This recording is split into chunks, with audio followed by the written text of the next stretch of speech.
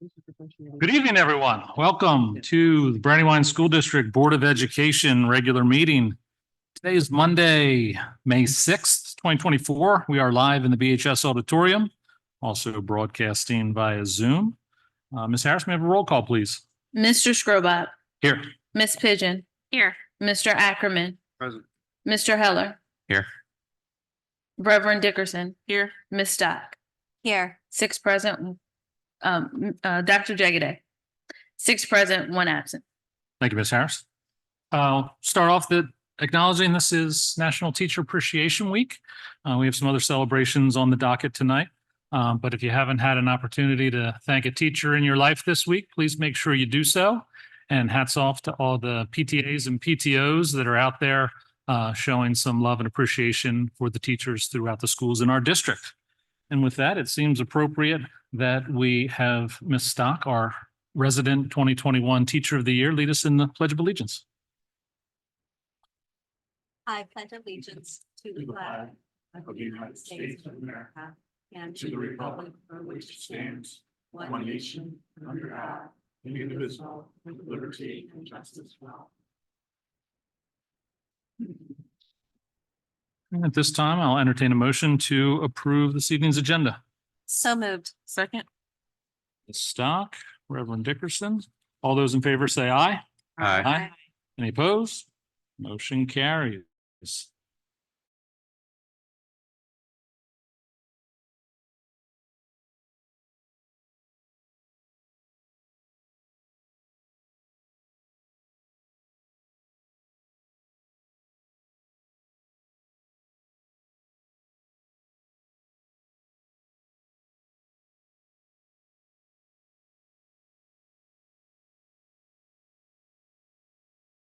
Okay, well,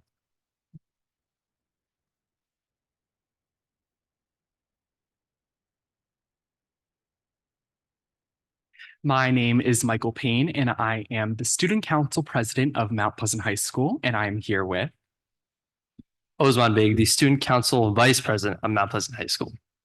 and we have got a lot to get into, so next slide, please.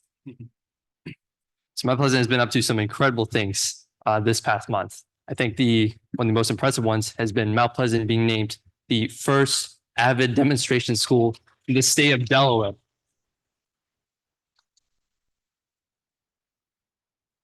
The AVID representatives were incredibly impressed with the amount of hard work, dedication, and leadership Mount Pleasant students were portraying in everything they do, ranging from in the classroom to outside of it.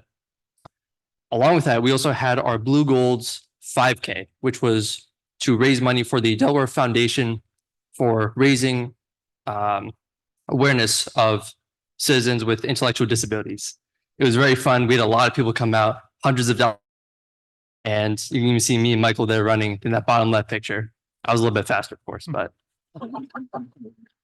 we also had our final student voice advisory meeting in the bottom left there with seniors Shani Yates and Ariella Scott being named, being recognized as really great advisors this past year. We also had our Mount Pleasant's baseball field being dedicated to the Lamella family, who were extremely influential to Mount Pleasant's baseball program and community for over 15 years, even helping us to win the state championship in the year 2000, which is very fun. It was very exciting to see everyone come out.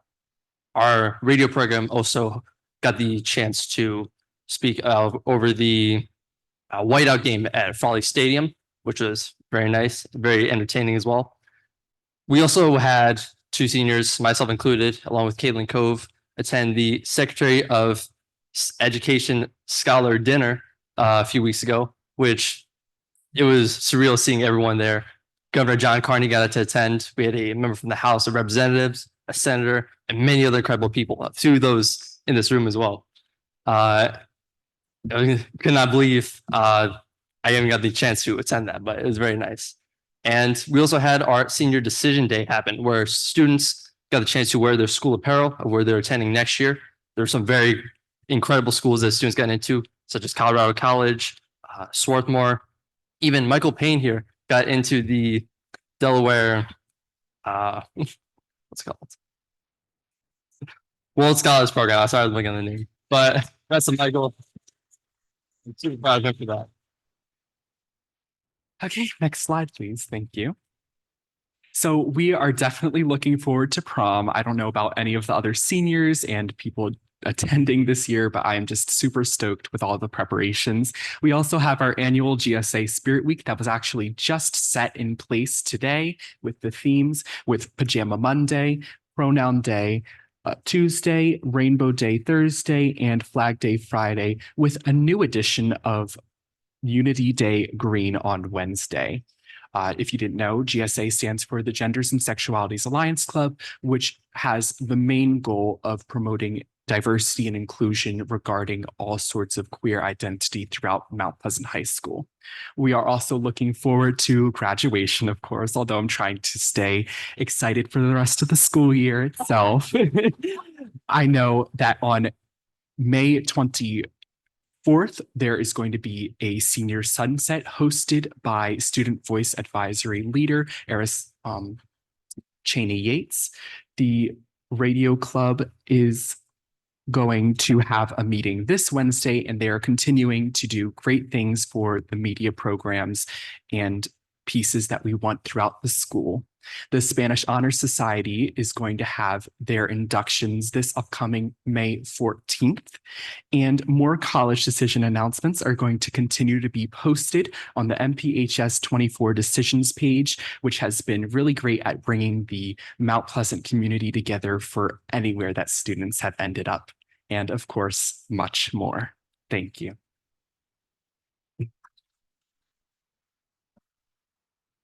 Any questions? I'll save all my thank yous for the end after all the high school reporters have gone. Next up, that brings Brandywine High School, Lola and Katie. Or just Lola.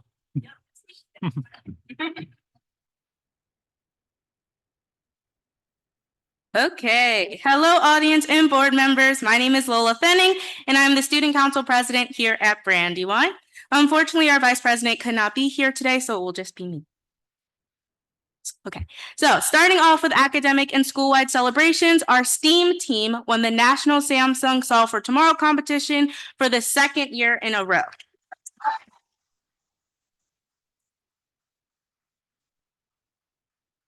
Yes, they were welcomed back to school with cheerleaders and students cheering them on. We are very, very proud of them. And also, one of our favorite chemistry teachers, Dr. Macarius, asked his students to make Earth-related shirts for their favorite teachers as part of a bigger project on air pollution. It was very fun and a lot of work. And also, Malty John and Olivia Erskine were named Secretary of Education Scholars, so we are very proud of them. Lastly, Nathaniel Butts and Malty John competed in the first Robotics National Championship last month.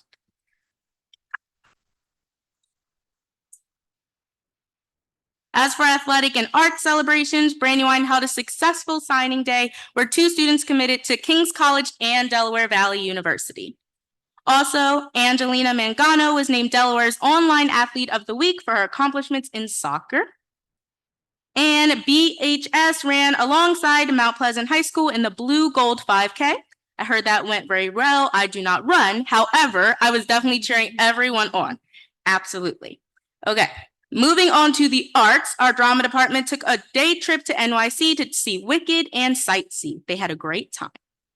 The drama department also held their first sketch comedy showcase. It was hilarious, cracking up. Lastly, our spring concerts were a success. Everyone did a great job, and we definitely have some talented Bulldogs in our school. Some upcoming celebrations / events include AP exams, which are taking place over the next 2 weeks. So send all the good vibes for that. Our Black Student Union is hosting a karaoke and game night this Friday, May 10th from 3:30 to 7:30. No, you do not need to stay the whole time. Whenever you want to come, just come. Okay, and prom is May 17th, and the theme is Lost in Atlantis, so it's sure to be beautiful. The seniors are holding a picnic on May 24th to celebrate their accomplishments over the past 4 years. And lastly, our #IDecided parade for seniors will take place May 30th. And that is all for Brandywine's update. Are there any questions or comments from the board? No? Amazing. Thank you, Lola. And last but not least, Rochelle and Katie from Concord High School.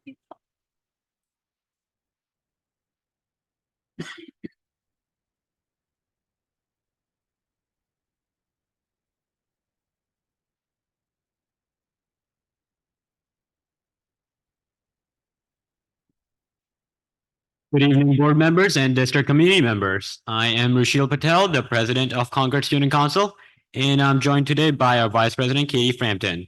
Since our last board meeting, the length of the remaining school year may have reduced significantly, but Concord's involvement certainly has not. I want to apologize in advance for how long that will make our presentation. But before we begin talking about Concord, we want to congratulate Brandywine High School and their all-girls STEM team for being the first national winner and the Samsung Self-Smart. Congrats, Brandywine. Coming back to Concord, we had a Spirit Week from April 15th to April 19th leading up to the BSD Fest. That Saturday on April 20th, the 3 school student councils organized our BSD Fest here at Brandywine High School. We were amazed not only by the turnout of attendees who had a great time, but also by the turnout of volunteers, especially from Concord, who were instrumental in running the event. On the bottom right picture of Concord, we see the volunteers, and the second picture from the left on the top is a picture of the tricycle race at the pep rally at the BSC Fest. I would like to add that I did beat Rochelle in the obstacle course bounce house. Very important. Okay. We raised money and awareness for Sean's house, and we also had 4 dogs from Paws from People come over. On the bottom right is an adorable picture of Superintendent Holler with Queso, one of our dogs. Anna Furco on the top left in the third photo, or the top in the third photo from the left, never mind, in alliance with the Interact Club, held a toy drive that collected 388 toys that will all be donated to Ronald McDonald House. Anna is only a sophomore. Sorry, go ahead. Anna is only a sophomore, which shows how dedicated our students really are to volunteer and community service. Speaking of community service, we want to congratulate the National Honor Society for having a total of over 4,650 volunteer hours.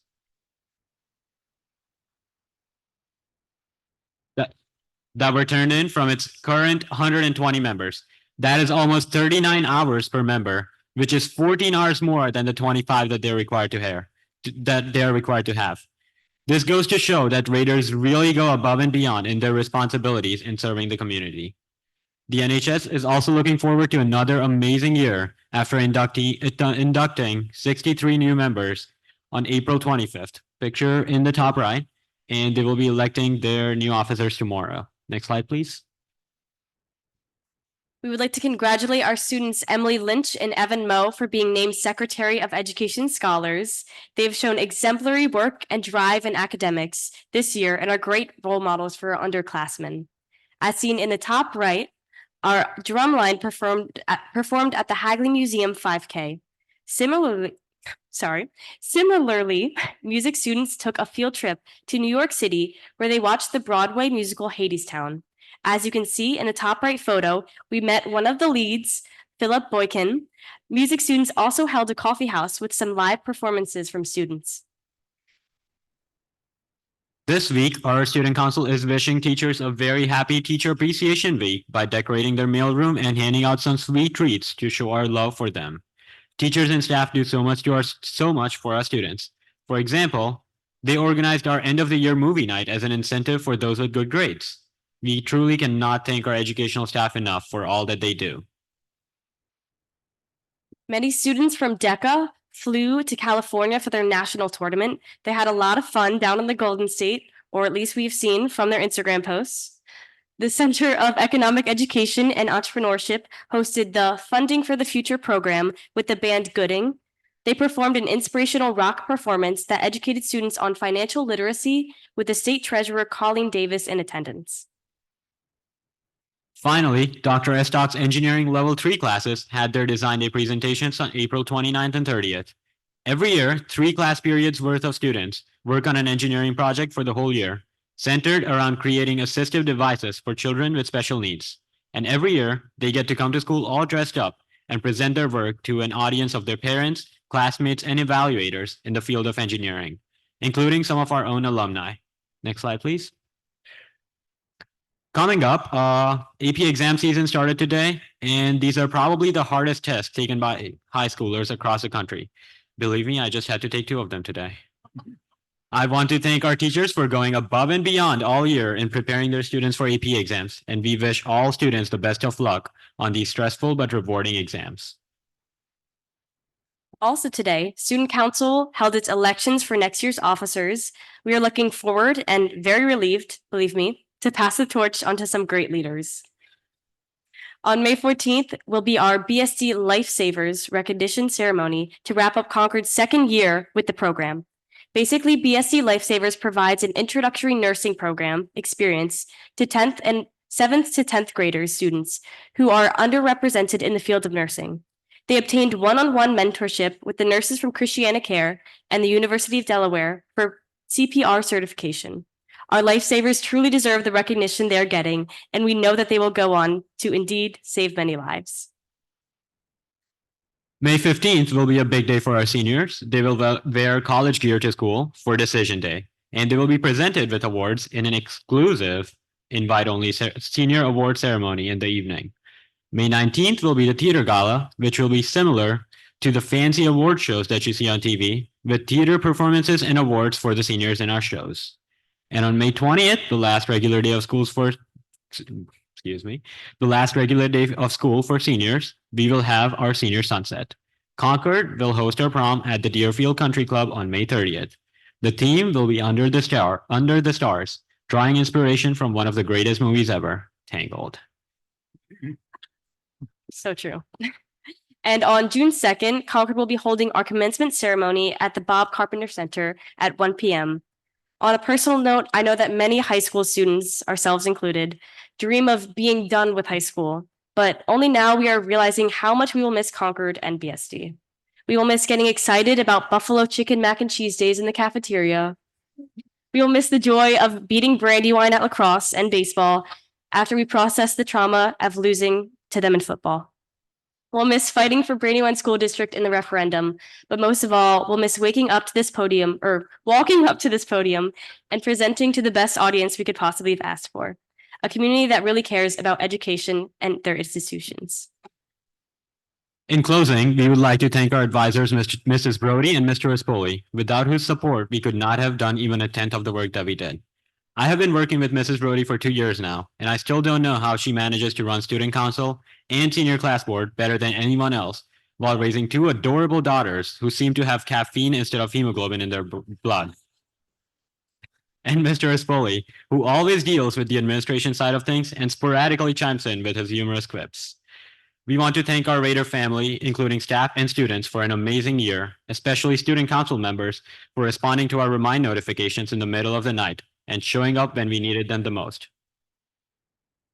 We would like to thank our principal, Mr. Paladinetti, for also responding to our remind messages in the middle of the night and always taking time out of his busy schedule to meet with us. We want to thank our district board for giving us this opportunity to represent our school's body while gaining valuable leadership experience and for supporting all of our efforts. Also for permitting each one of our presentations to go way too long over the time limit. Speaking of the district board, we want to wish Superintendent Huller a happy retirement. You've been with us for 32 years, and we cannot possibly thank you enough for all that you've done for the district.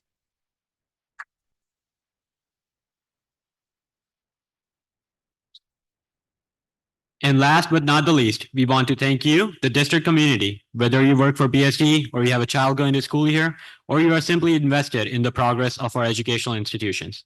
Thank you for being all year, supporting us, motivating us, and listening to us. Thank you. Any questions? So I understand that there's going to be a parade in all of our elementary schools. So I just want to remind the audience and all of our students that there will be a senior parade on May 21st at noon. So the elementary school that you attended will be welcoming you back in your cap and gown, which I think is a really awesome idea and a great celebration. So I hope you guys can attend. Thank you. Thank you. Thank you.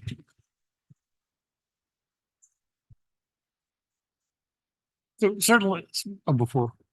certainly our cup runneth over this week with awards and accolades between, the inaugural Avid Award as well as the back-to-back championship for the Samsung national champs here at BHS. So thank you to those students, and thank you to the administrators and teachers that have shaped these students over the years to build these programs and encourage them to participate in these programs. And it's just, we know that the success is there, but when you get these external awards, it just amplifies that. So hats off to everyone involved for those. And certainly to our student leaders that come month after month.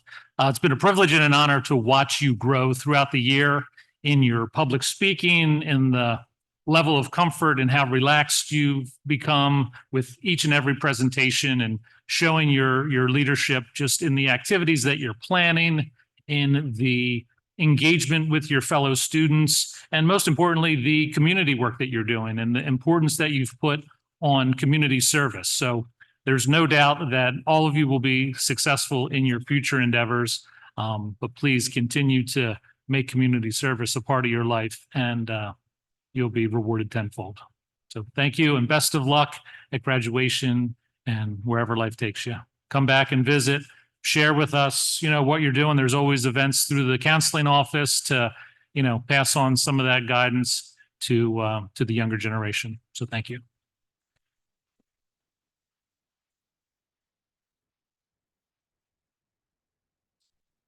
Mr. Breyer.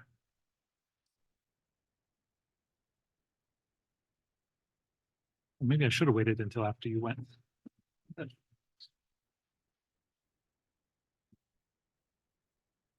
Dr. O'Hanlon's going to help me pass out the certificates. Members of the board and Superintendent Haller, how impressive were our high school student board reporters this year?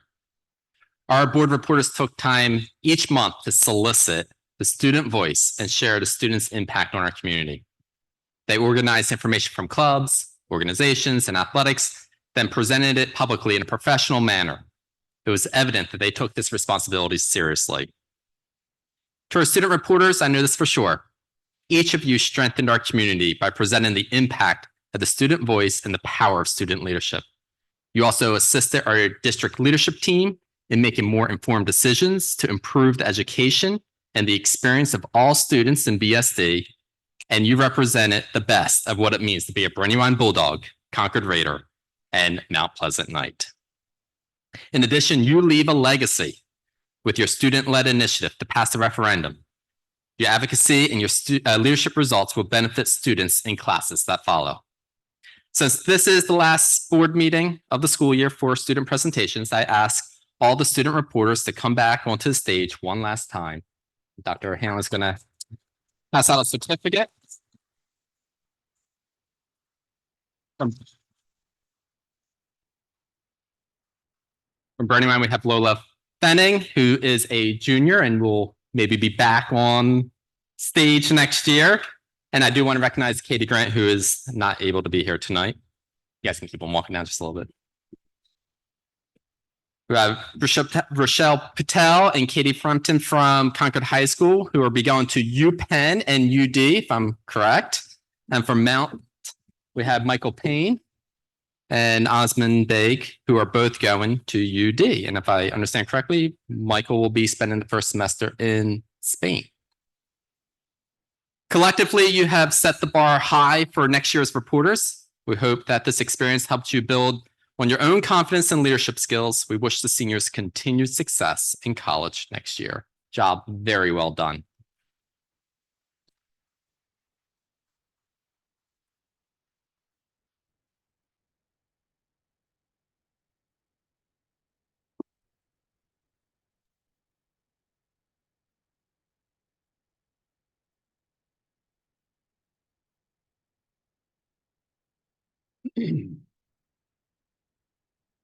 Mr. Scrobat, before we move on, just one more comment about these student reporters. I just find it amazing when you think about it, and it makes you question who's teaching who. Surely I know that I've learned a lot from you as students. And what a rare instance it is when the adults can look back and say that they've learned from the students they were charged with teaching. Thank you.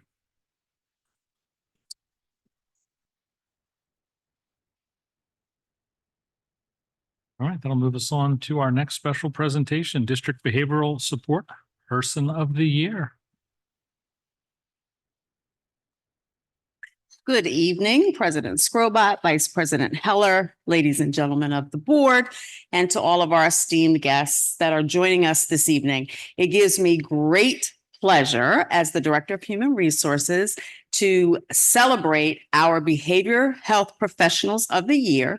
I would first like to begin by inviting any of those that were a part of our celebration just prior to the board meeting. If you were able to stay, please come up and join me on stage at this time. We just want everyone to be able to see you were your building winner for the different respective buildings. Please help me in celebrating them.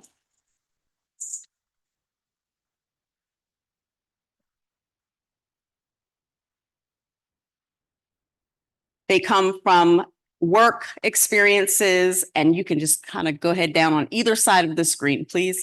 That include nurses, psychologists, behavior health modifying support persons, building SECs, and a plethora of backgrounds prior to that. They do amazing work. And again, we just wanted to publicly say thank you, because we could not do what we do in support of our students without your many, many contributions. So thank you all for that.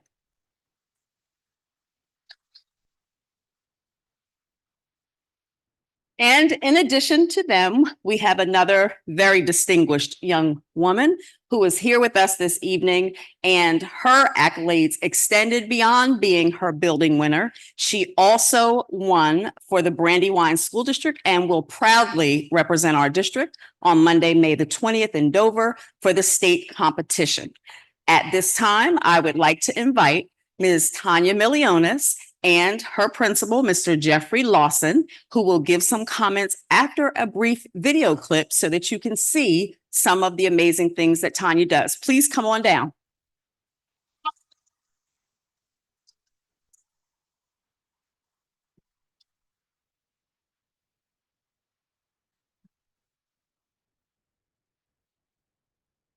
Mr. Reed, can you cue up the video for us?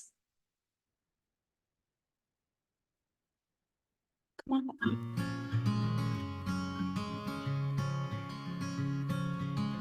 Good morning, good morning. Good morning. Good morning, good morning. My name is Tanya Milionis. I'm the 7th grade school counselor at Tally Middle, and I have the 7th graders, and I have about 267 of them. Yes, don't crease them. So I started in the Brandywine School District from the very beginning. I attended Lancashire, then I went to PS DuPont, and then I was a Tally Tiger, and then I graduated from Concord High School. I graduated college in '98. Then my first job was at Tally as a building substitute in around November of '98. So what are you supposed to be working on in class? This is always such a... Middle school is my favorite because they're young enough to still need you, but old enough to have a conversation to try to help them. So I grew up with these kids. Like, I was 21 when I started substituting. You guys, it's 2 laps around. You're gonna start and finish here.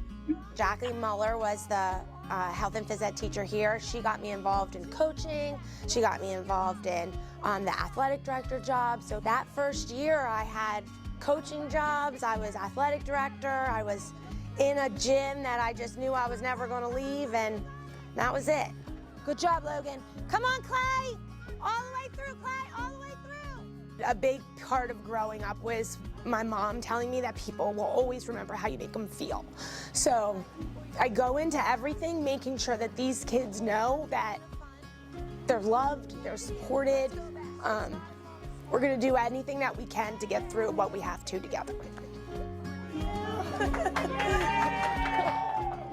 You are here, first of all, because you're an amazing counselor.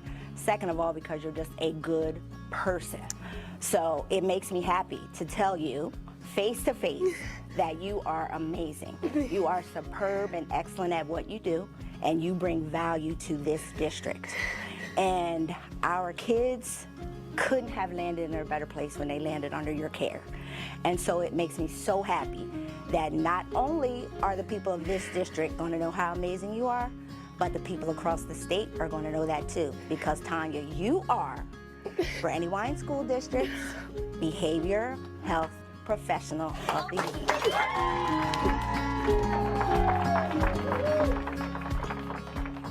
Growing up in the district, I have so many memories, so many connections that helped shape me into the person that I am today. And then being able to work in a building that I'm so proud of. It's just really exciting. And I'm always going to be BSD. I'm always going to be proud to be BSD. That is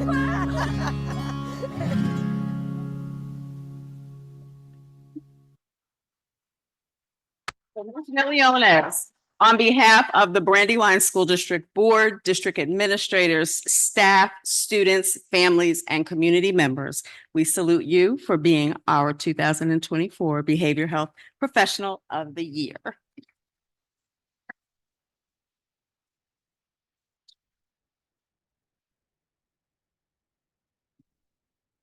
All right, real quick before I start my remarks, if you ever need to wonder what Tanya means to Tally, we have over 15 staff members, several students, and we're about 12 hours from first bell. So thank you to the Tally community for coming out to support Miss Milliones. We know how much she means to us. So, thank you.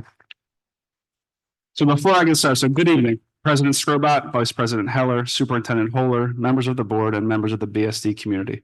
I'm honored to stand before you this evening as the principal of Tally Middle School to recognize the 2024 Brandywine School District Behavioral Health Professional of the Year, Ms. Tanya Milliones.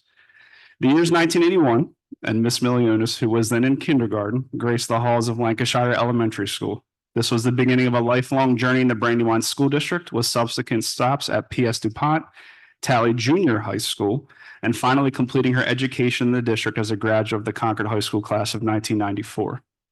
Upon graduation from the University of Delaware in 1998, Ms. Milliones began a long-term substitute position at, you guessed it, Tally Middle School.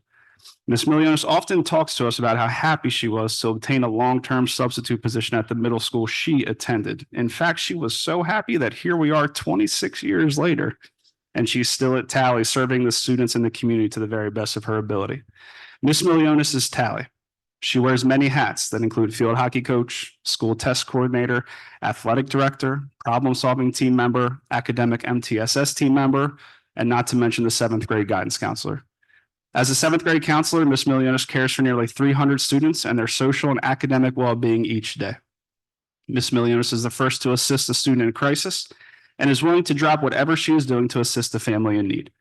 When Ms. Milliones shows tireless dedication to our students, her true self shines through as she dedicates her time to our Tally community. Ms. Milliones is a driving force behind our Tally Community Center, arranging haircuts for students in need and working with local agencies to ensure that all of our Tally Tigers feel welcomed and cared for when they walk through our doors. Ms. Milliones understands that education is well beyond the school day and extends outside the classroom setting. Yearly, Ms. Milliones runs the Achievers Academy with Pastor Pope, which is one of our biggest and most effective advisory groups for students with varying needs, and even gives them the opportunity to visit Harvard University, which was just last weekend. Outside of the school year in the summer, Ms. Milliones is not at the beach. She can be found meeting with nearly 100 6th grade families in their homes in an attempt to foster a positive relationship between Tally and their house. Students don't care about how much you know until they know how much you care. This is Ms. Milliones' favorite quote and can be seen through her daily interactions with students and staff. Do you need somebody to talk to? Tanya's there. You need somebody to cry to? Tanya's your person, and she's probably going to cry right along with you. Are you just having a bad day and need a hug? Tanya will be your voice of reason, and even if you don't want a hug anymore, she's probably going to end up giving you one. Tanya, on behalf of the staff and students of Tally Middle School, I want you to know just how proud of you we are. We are proud to call you a Tally Tiger, and are even more proud of the impact you make on our building each day. Your family is proud. On top of being an amazing educator, you're an even better daughter, an amazing sister, and a one-of-a-kind Zazie to both your niece and your nephews. Lastly, your mom is proud.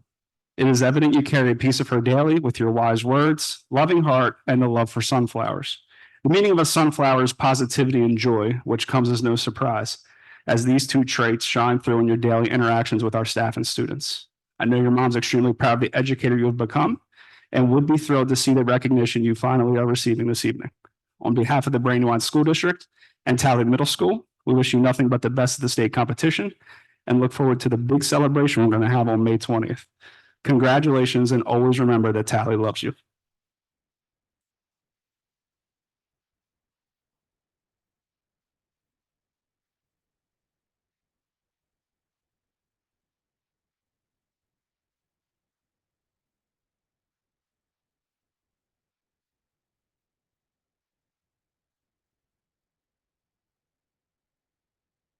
From watching the video and hearing the testimonials, it's certainly clear that you have found your calling. Hearing in the video that people will forget what you do and forget what you say, but they'll remember how you feel.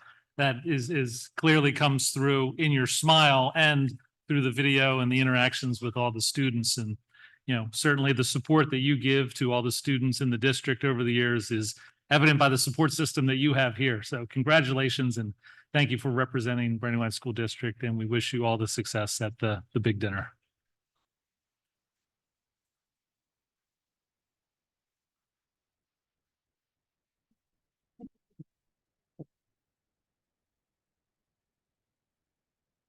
Next up, Site Program Partnership Recognition. Yeah, Ms. Austin.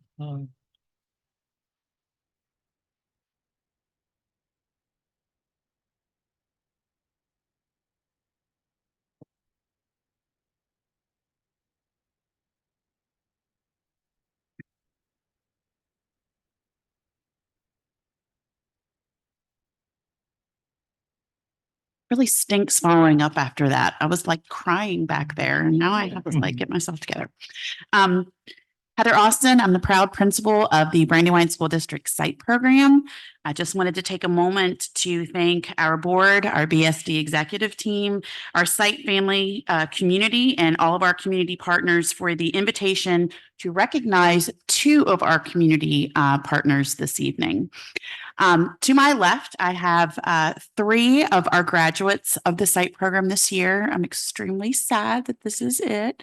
But they are here to help us give the awards to our community partners. So I have Eliza Pigeon, who just came from work at Chick-fil-A. I also have Kirky Mason with me and also Cece Dawkins Ward. So guys, if you want to come here. You want to say hi? Hi. Okay. I also wanted to take, Cece, you can go over by Eliza, it's fine. Okay. I also just wanted to thank some of the staff who came with me this evening to help us sell our items in the lobby before the meeting. Obviously these guys helped, so I appreciate it. I have Mr. Jamie Parker here. I also have Michelle Huntley, Maria Letnatson, and Amy DeSabatino. Miss Regina is still manning the table, but I want her to hear that I am shouting her out. So hopefully she can hear me out there. And I'm going to ask, so Michelle is a case manager and teacher for us, but she also assists with the coordination of our community partners. So I'm just going to ask her to say a few words and to bring our community partners to the stage. Thank you.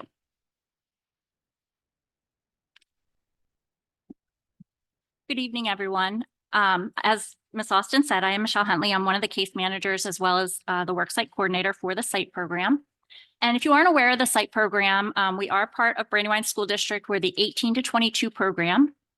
SITE stands for Skills to Build Independence, Transition, and Employment. So we're a vocational program that prepares students ages 18 to 22 for the world of work or whatever's going to come next for them.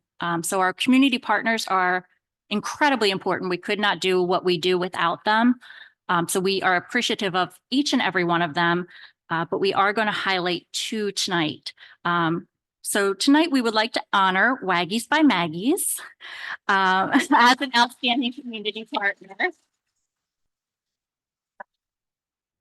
Waggies by Maggie's goes above and beyond for our interns. They are always excited to see them and welcome them into their business. Waggies demonstrates true inclusivity, embracing each of our interns, their differences, and their strengths. The staff works with each intern to learn where their strengths lie and tailor tasks to those strengths. Waggy staff never shy away from having an intern attempt a task, allowing interns to develop new skills and achieve new successes. Waggies by Maggie's treat site interns not as interns, but as members of their team. They recognize our interns as individuals and respect them as such. Because of Waggy by Maggie's kindness, patience, and willingness to work with our interns, site interns have a work site where they are able to show their talents and skills and see that they are making a difference in the world of work. Thank you, Waggies by Maggie's, for exemplifying what a true community partnership looks like, for valuing our interns and their contributions, and for enjoying your time with them as much as they enjoy their time with you. So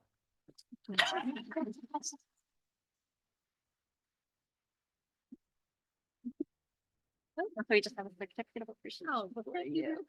And if you want to. Whoa, my favorite color. Thank you. Yeah. Thank you. Thank you. No. So yes, great.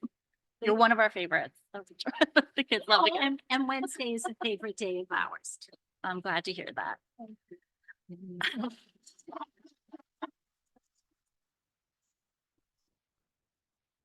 Unfortunately, our other community partner was not able to be here tonight, but we would like to honor El Diablo as a community partner. They have been with us for a very long time, long before me. So they are a community partner that has opened their doors and hearts to our interns. This establishment has gone above and beyond to provide not just employment opportunities, but a sense of belonging and purpose. At El Diablo, our interns are not just employees, they are valued members of the team. They are greeted with warmth and respect, and their contributions are genuinely appreciated. Miss Alyssa and Miss Edith, along with the rest of the staff, exemplify compassion and understanding. They have embraced the uniqueness of each individual intern, ensuring that everyone has the support and accommodations they need to thrive and fulfill their potential. Thanks to their dedication and inclusivity, our interns feel important and valued in the workplace. They have found a place where they can shine, where their abilities are celebrated, and where they can make a meaningful contribution to the team. Thank you, El Diablo, for your compassion and partnership. It means the world to us. Thank you. So if you need a burrito, please go to El Diablo because they're nice to us. Or if you need some dog treats, that's your girls. All right, guys. Thank you. Have a good night.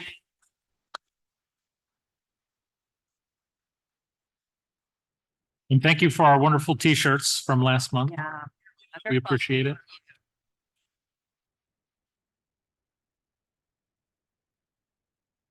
Next up, Dr. Warner and Dr. Kutch, a little update on summer programming.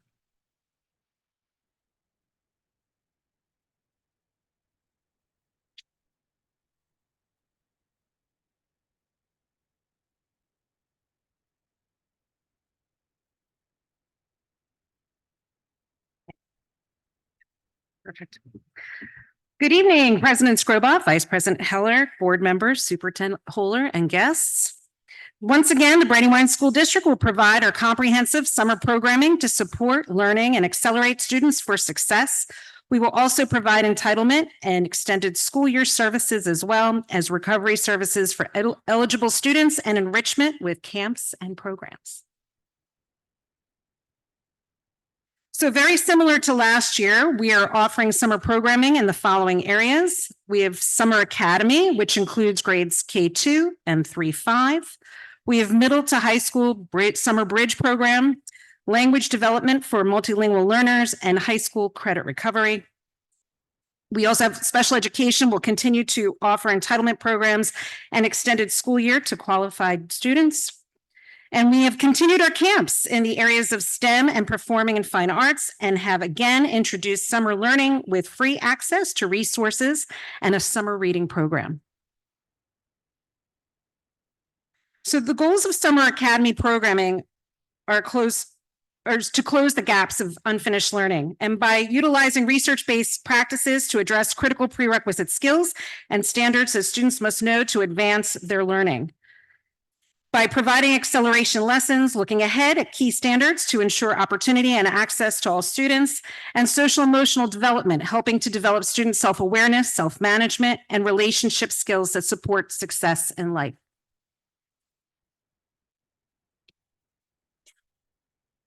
Good evening again. So I'm here to talk about our K-2 Summer Literacy Academy. We're going to focus on students in K-2 through to strengthen and reinforce their reading skills, especially during the summer months. What we found through our data is that our students need a little more support, and we're here to help them.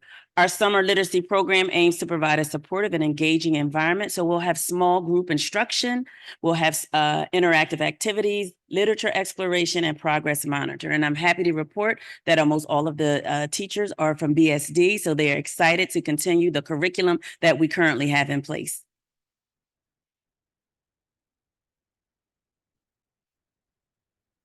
Okay, I'd like to share with you that we are also offering Summer Academy for our older students. Very excited about that.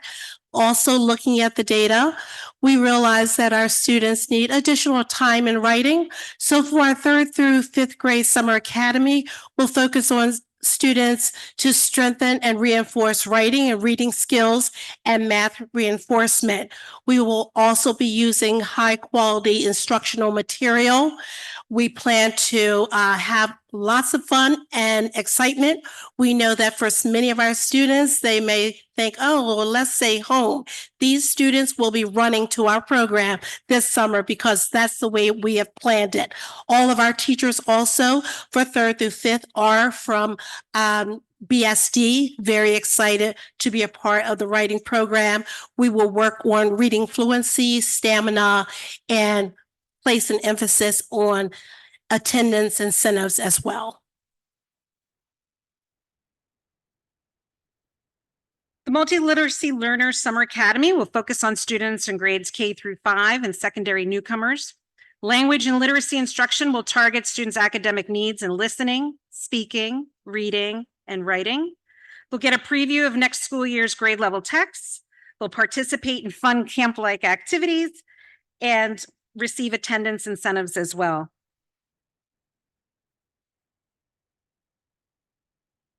Here's just a layout of our various elementary programs and location. For right now, actually, that number of 287, we are up to almost 500 students. That's how the interests of our parents have been, and also the students. We have a program at Lombardi, the date June 24th through July 25th, Monday through Thursday. You will see that some of the times may vary. We also have at Hamby, multi-language learners, same date and time frame. For our Harlan, you'll notice that Harlan and Maple Lane, that their times are longer. There is actually an extended day. They go a full day, either starting at 8 o'clock or 8:30 and going until 3 o'clock. We were able to have additional grant and funding that allowed us to provide a full day. So in the morning, we'll be focused on academics. In the afternoon, will be enrichment, Spanish, basketball, a number of other enrichment opportunities. The Summer Bridge is a 5-week program for rising freshmen. This program is designed to guide students through academic review, especially in English language arts and algebra-based math, high school resources, and peer support as they transition from middle school to the academic rigors of high school. So some of the transitional topics that they'll be focusing on is graduation requirements, extracurricular activities, the importance around a GPA, how to reach your goals after high school, etc. Credit recovery will continue to utilize Apex Learning and will continue to provide in-person support at Mount Pleasant High School. And in addition to the in-person support, we also have teacher case managers that will provide regular check-ins, content support, updates, and basically cheerleading our students on to complete. And then for the ML secondary program, that will be at PS DuPont Middle School and service approximately 15 newcomers.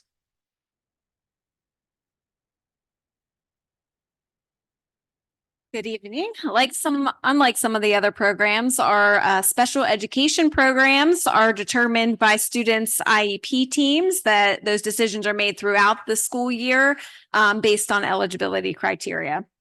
So there are a few different ways to qualify these programs. One is something we refer to as entitlement. It's 12-month programming that we provide for students who have certain classifications. This is based on state regulations. And so IEP teams make the decision about whether students are eligible for an entitlement, and then certainly whether families would like those students to attend. They can also be found eligible for extended school year, and there's two different types. There's a reading-based ESY, which is for students who are age 7 or above and still are not beginning to read yet, as well as special education extended school year requirements, where teams discuss whether students would regress so much over the summer that would be difficult to recoup those skills, as well as if there's a need for additional vocational skills, or the impairment they have makes it such that they should continue over summer programming. Also, if students are having breakthrough skills, we don't want to stop that progress. So they may be found eligible to continue in the summer. And then there's also a catch-all category called extenuating circumstances, that if there is something specific that they would need to go to the summer for, IEP teams can make those decisions then as well. So we do have preschool programming that's going to continue this summer. Right now, you can see we are going to have a program at Bush that will be our preschool site. There's also students who are in the community who continue to receive itinerant services throughout the summer. So you see the 62 and 27. The dates for that, for all of the ESY entitlement for pre-K, are going to be the June 24th to August 1st. Again, we have that July 4th date off, Monday through Thursday for the other days, and they're from 8:30 till 11. We do have students who attended full day programming for pre-K this year, though, who will not be attending the Bush program. They're actually going to full day programming that will be held at site. And that's just for our students who are moving to kindergarten next year, as we work to transition them and get them prepared for kindergarten. Elementary school special education programming, we have two different categories. The reading-based ESY and other ESY are together into one here, but you can see our total projected anticipated numbers are 236 students for ESY, which is a half-day program, which will be held at Hanby Elementary School. And then we have 254 students eligible for extended school year at the elementary, and that will be held at Claymont. Again, for these programs, we're working on the IEP goals that the IEP teams identified as important and necessary for the summer. The students who are attending full day will have additional continued access to learning, and it'll look much like it does with their regular school year, but with some embedded fun activities. And at Claymont, they do have the opportunity to swim in the summer, and we access the pool. So there's also fun involved. Right, next slide. Middle school and high school special education program. Again, you can see our numbers there. Middle school, we're anticipating 172, high schools 126 students. And again, we have an entitlement and an ESY portion. ESY is a half-day program. Entitlement, again, is full-day programming. They also access the pool as well. But again, in either of these programs, students are coming in, they're fed breakfast. They also have lunch as well, and transportation is provided. So we've been working diligently on all of that. And then we have Site Program, who, again, we're just up here sharing about their program and some of their community partners. So that work continues throughout the summer for students who are eligible. to attend. We are anticipating 41 students this summer. That's more than we've had prior. So we possibly will be doing some splitting of the upcoming, 12th graders who are going to site next year, who may spend some time at the at PS DuPont and some time out on job sites so that we can make that work. But again, same thing, they will continue in their programming and continue learning the skills that they apply there at site. And then the last piece on here, just wanted to call out that this information is on our website.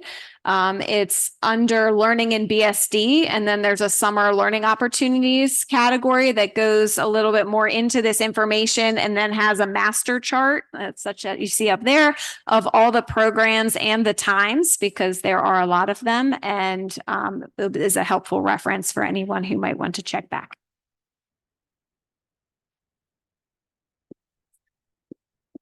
But wait, there's more. So you can go to the next one.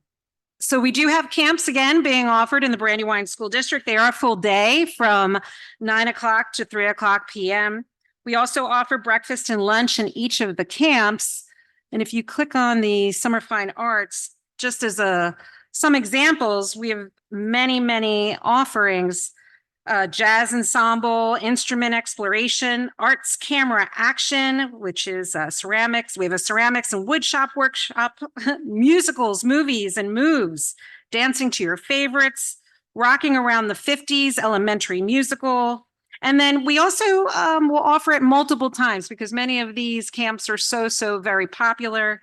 So you may see it listed multiple times. That's because in previous years, they fill up super fast. And so we want to try to provide as many opportunities as possible. And then for our STEM camps, we're currently offering 3.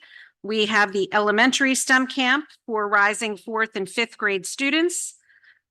We also have the middle school engineers camp for rising 6th and 7th grade students, and the PEX camp, which is rising 8th and 9th grade students interested in physics, engineering, computer science, hence the word PEX. And so all of this information can be found on our website in the same location that Dr. Warner just mentioned. And registrations are live. So please get the word out. And it is also located here. And certainly the registration is also on the website as well.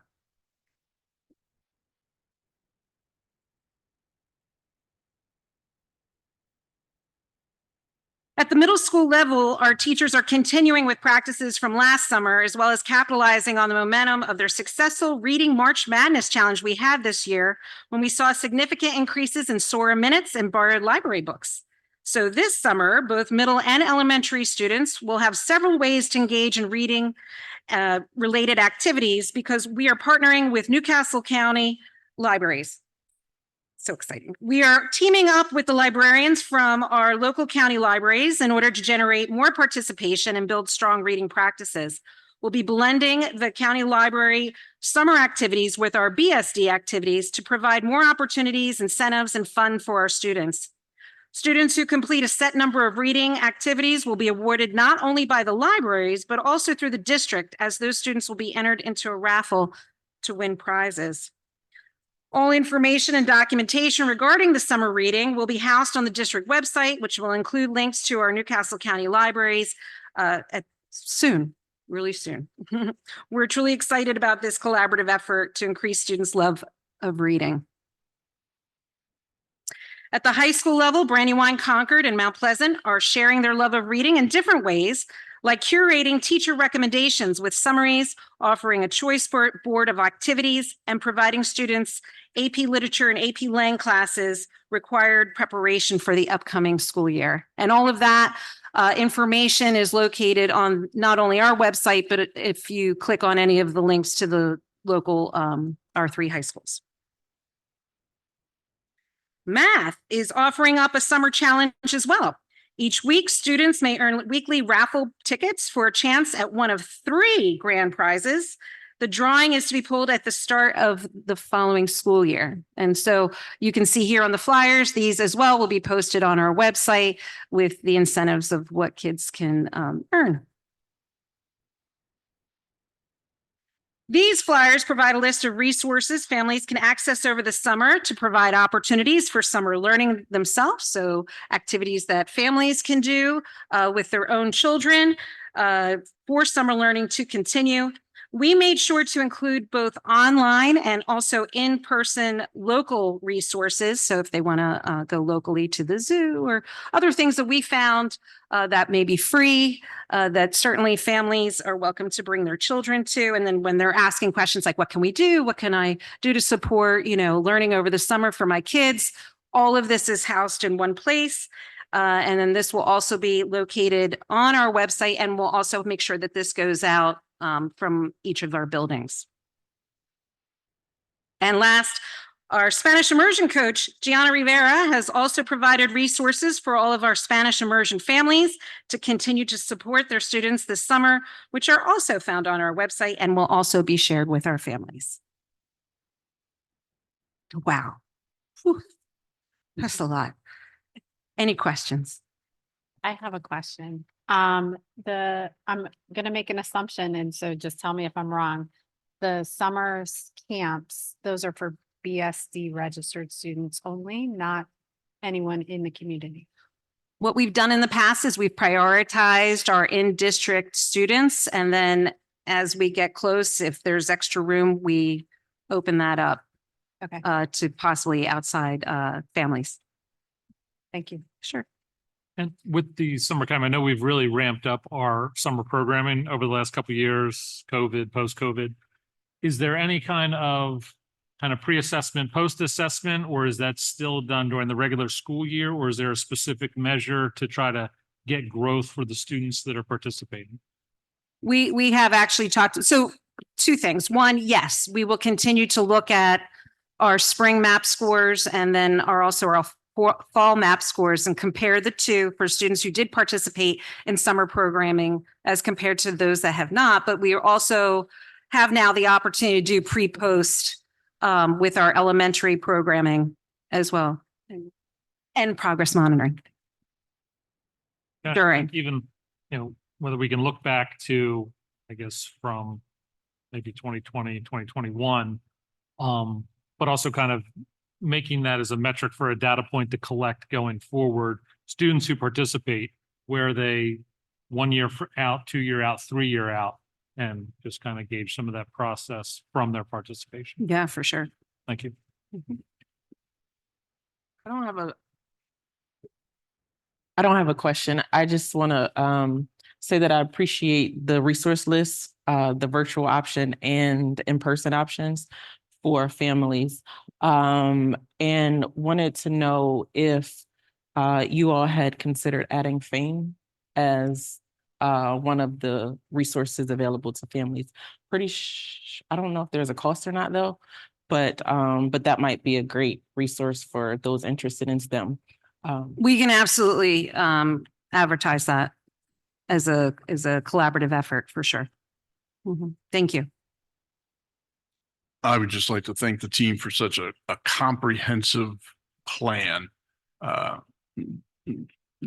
the board's information, the work started back in January on summer programming.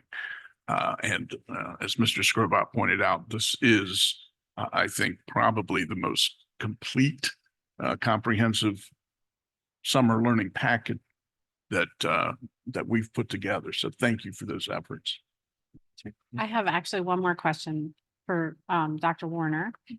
I noticed that you said there were 41 students in the site program, and Ms. Austin said there were 9 students that are graduating. So that means this coming year is going to be their largest. That's pretty significantly large. Yes, it is increasing, although, again, that 41 would include the 9 because we continue to provide the services throughout the summer.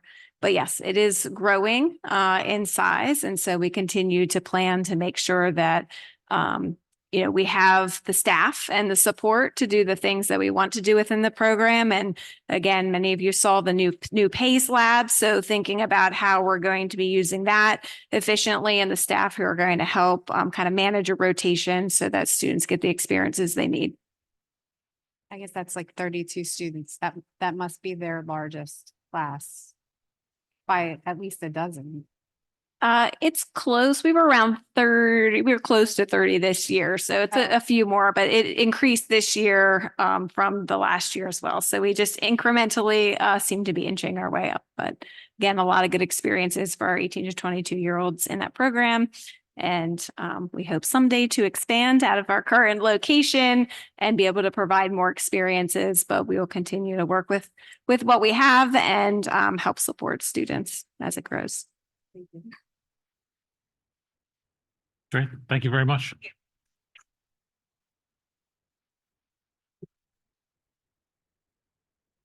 Dr. McKinney and Ms. Stansberry,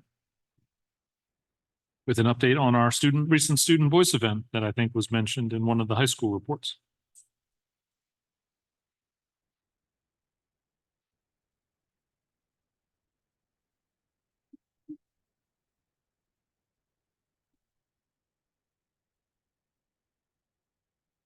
So I thought it would only be appropriate to have our students talk to you about the work they've done with Student Voice Advisory.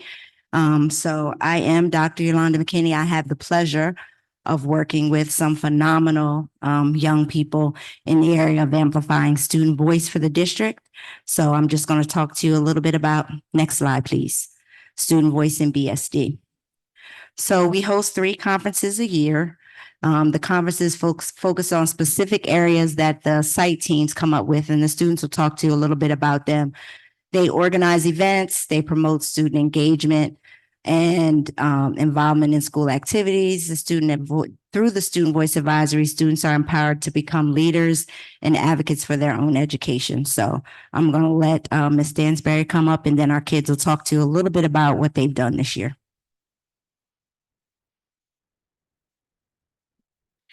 Good evening, Brandywine School District board members and community. My name is Adrienne Stansberry, and I'm the District Equity Coordinator. This year, I've had the opportunity to work directly with our Student Voice Advisory through our continued partnership with Up for Learning. By using the Delaware Strategic Intent, specifically 1.0, Elevate and Empower Student Voice, we have maximized the time to listen to our students, establish authentic partnerships, and ensure that students are included with the intention to impact policies and practices. In addition to the conferences we have had each year, and with the support of the Building Equity Champion, youth facilitators are able to meet with their respective school advisory teams and to ensure that the work continues at the building level. We'll now have our student voice facilitators.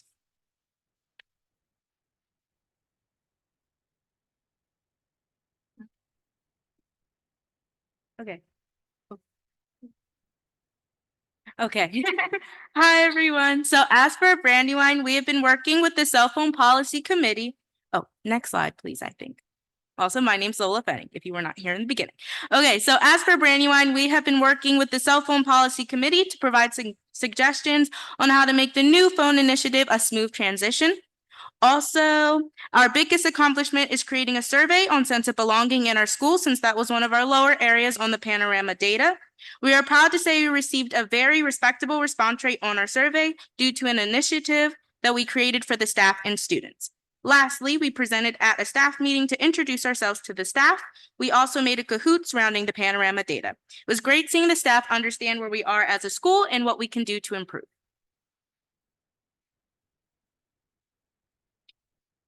Hi, I'm Alyssa McDonald, and I am a junior at Concord, and I'm one of the 3 youth facilitators.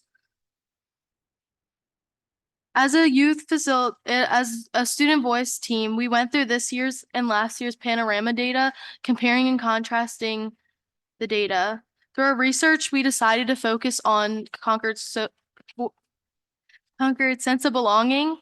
One activity we thought that could promote the sense of belonging in Concord was our affirmation hearts, where we allowed students to come at lunch and put affirmations on hearts, and we made a poster out of them. And our students really enjoyed the activity, and we had a great amount of participants.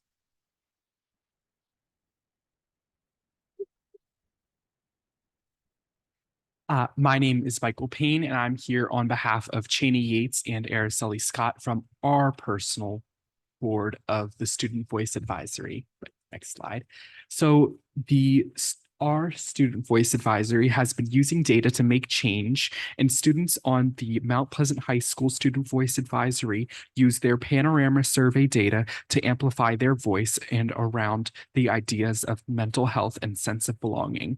They were able to get amazing amounts of grants to create a Zen Den, and also had a mental health assembly to promote the idea of bringing that talk out into the open and promote the Zen Den in its use. I know personally, one day not so long ago, I was having a very difficult time focusing in English class just with some personal life issues and just not emotions getting in the way of my own learning. So I was able to write a quick hall pass and go up to this room and literally just draw in coloring books for 15 minutes. And that was just what the doctor ordered. I was able to turn it around and finish my assignment for the day on time, which had been a pretty long essay as I was studying for an IB test, but I was able to turn it around thanks to this room. So I'm forever grateful to this service and how it will help students in the future.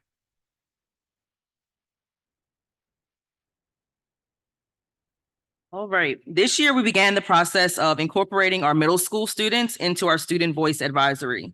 We engaged in 2 train the trainee sessions in partnership with Up for Learning, where our middle school youth facilitators were given the opportunity to learn about youth and adult partnerships and how this collaboration would positively impact their school community. They had the opportunity to join the high schools at our April conference, and we are looking forward to starting student voice advisory teams at all 3 middle schools next year, and with the plan to add elementary students the following year.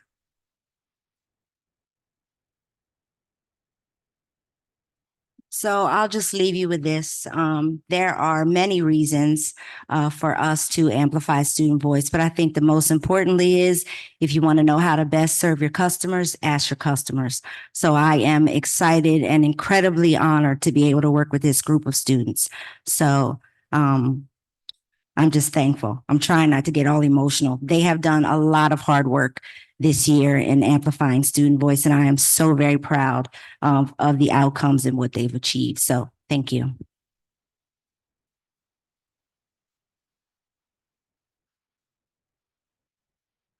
Questions or comments from the board? No. Thank you very much for the update.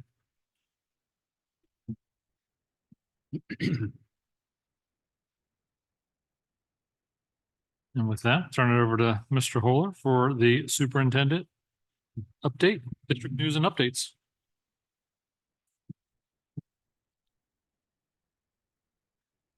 Mr. Scrobot, Board of Education members, it's been a busy month since our last Board of Education meeting. Obviously, tonight we want to start off with, again, congratulating our national winners. I have a whole script written out here, but I think we've hit this already this evening. But this is so big, I would love to start every subsequent slideshow from here on out with this slide again, reminding us this is a national competition. And we didn't just win this year, it is back-to-back national championships. Unbelievable. The team last year also won the Samsung Employee Choice Award. Equally impressive was this year's team winning the Rising Entrepreneurship Award. In other words, that committee saw the economic value and the viability of a real project moving forward. I just can't say enough about our programming, the level of programming, how we have defined STEM education since its inception. We had sister districts building Lego towers as their definition of STEM education, and ours, I think, really hit the true definition of STEM education. So again, congratulations, not just to the Brandywine High School STEM team or the Brandywine High School school in general, but to this community for its promotion and its support of STEM programming. Amazing. Thank you. Speaking of national awards, you heard also this evening of Mount Pleasant High School's national recognition. Just to put this in a little bit of perspective, Mount is only one of 214 of the 8,000 Avid schools worldwide to receive this distinctive honor. Talk about grit and determination. Those are characteristics we look for in our students. The grit and determination of the Mount Pleasant High School staff and admin team in pursuing this prestigious award, revising, implementing, monitoring, revising, continuous improvement at its best. Congratulations again, not just to Mount, but this is actually another huge community award for us. Well, let's keep going on the national level. Mount Pleasant High School journalists win their state and national awards. It was a great evening for journalism students at Mount. It's a radio station, WMPH, at the annual Delaware Press Association High School Communicators Award on May 1st. Vanna Soros won first and second place in the state in the radio podcast prepared report category, in addition to winning third place in the state in the radio TV interview or talk show category. Vanna also won first place in the National Federation of Press Women's National Contest. Can I get a clap on that? National. Neasia Bailey won third place in the state for the radio podcast prepared report category. Jamie Ford won first place in the state for the radio TV talk show category, and third place in the national contest sponsored by the parent group, National Federation of Press Women. BSD and WMPH are thankful to the Delaware Press Association and the National Federation of Press Women for providing this showcase opportunity for high school media makers. Many of the individuals you saw tonight, they had talked about the BSD Fest for the past 2 or 3 months. I know Mr. Rivera and what happened to be there at the same time I was there. The insightfulness, engagement, preparation of those students in pulling off the BSD Fest, just amazing. And it made such a positive impression on the young students and the new parents in the district coming in and seeing what students had put together. And I do have to acknowledge Dr. McKinney and Ms. Stansberry's efforts at helping coordinate. But in talking to them, they made it clear that they were just kind of there, and the students picked up and led the charge in the planning and execution of just an incredibly wonderful event for the Brandywine community. So congratulations to those students. Good news continues. Malty John was recognized as one of our female STEM engineers that won the national competition. Well, she was also named Delaware Online Student of the Week for the week of April 26th. News Journal is running a new initiative to recognize achievements of high school students across the state through reader voting. This Delaware Student of the Week honor looks to highlight academic excellence, extracurricular activities, volunteerism, perseverance, and attributes that make up the lives of so many of our young scholars. One of 4 nominees, Malty was named Student of the Week with nearly 64% of the votes total. Congratulations, Malty. It's already been mentioned this evening, but this week, BSD and schools districts across the country recognize Teacher Appreciation Week. Teaching just isn't a job, it's a calling, a commitment to the future. Our teachers are the architects of tomorrow, shaping the minds and hearts of our students with every lesson, every word of encouragement, and every moment of inspiration. You saw that in what you heard from the principals as they recognized their behavioral health specialists of the year this evening. Teachers do so much more than teach. They inspire, they guide, and truly care about their students. I encourage everyone in our community, parents, students, even fellow educators, to join me this week in expressing your appreciation for our teachers, whether through a simple thank you note, a social media shout out, or a kind gesture. Make sure to let our teachers feel as valued and supported as they make our students feel every day. And not only is it Teacher Appreciation Week, but it's also School Nurses Day on Wednesday, May the 8th. I want to extend our heartfelt gratitude to each of our school nurses for their unwavering commitment and dedication to the health and wellness of our students. Their role is truly pivotal, not only in managing day-to-day health, but also in shaping and ensuring safe and nurturing environments for our students to learn and grow. Thank you for ensuring our schools are a place where students can thrive both physically and emotionally. Your work is vital to our community, and I'm profoundly thankful for all of you and all that you do. Tally Middle School teacher, Dr. Jenna Delaterio, was recently given the Lions Club Humanitarian Award.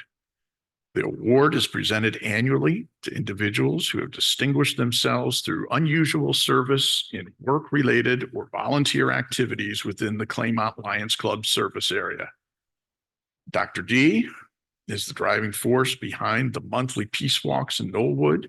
She has brought together a variety of stakeholders such as school staff, police officers, Lion members, Knollwood Community Center members, representatives from various places of worships, students, and families to participate in walks in the hope of building trust between these stakeholder groups. And we also recognize our school lunch heroes. On Thursday, May 2nd, BSD proudly celebrated School Lunch Hero Day, a special day dedicated to recognizing the hardworking professionals in our school cafeterias. This year, our school nutrition department spiced things up with the theme, Nacho Average Lunch Team, because our cafeteria staff is truly exceptional. Our lunch heroes go beyond the call of duty to ensure that every student has a nutritious and delicious meal every day. They do so much more than prepare food. They provide a warm, welcoming environment and nourishing meals that fuel the minds and bodies of our students. Please join me in thanking our incredible cafeteria staff for their commitment and enthusiasm. Whether they're serving up smiles or sliding trays across the counter, their impact extends far beyond the lunch line. We celebrate them not just as lunch staff, but as integral members of our educational community. And you too can be part of that educational community. Are you ready to make a difference in the lives of students and help shape the future of education? Well, BSD invites you to join our annual career fair on Thursday, May 9th, beginning from 3:30, running to 6:30 at Brandywine High School. We are excited to meet talented professionals interested in joining our team. Whether you're a teacher seeking new challenges, a recent graduate starting your career, or a professional looking to transition into education, we offer a range of opportunities across our district. From teaching positions in various subjects to vital support roles, there's a place for everyone with passion in our school community. Be a part of the best. Be a part of the Brandywine School District. And now for this month's Sizzle video. Enjoy.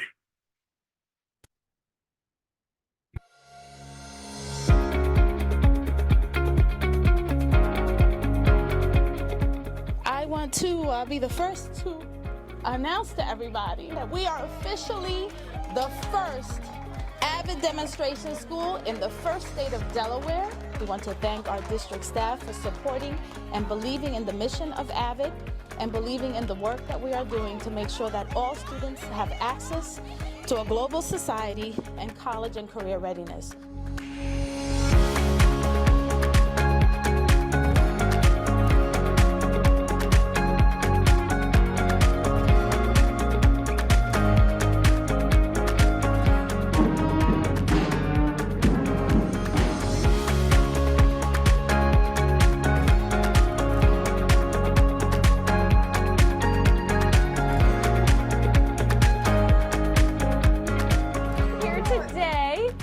present you with the School Nutrition Leader Award for the winter of 2024. That's wonderful. So congratulations. Oh my God, I feel so honored. Thank you so much, everybody. Proud to be. Proud to be.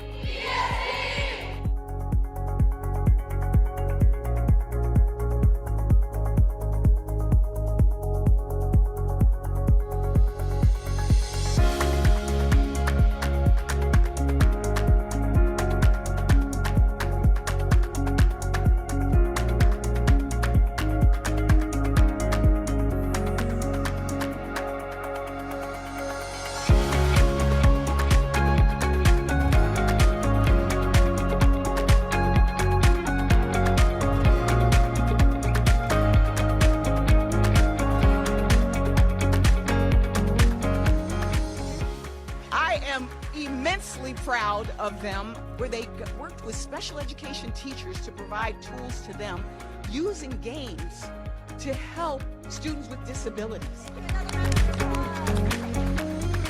You got it. Okay, awesome.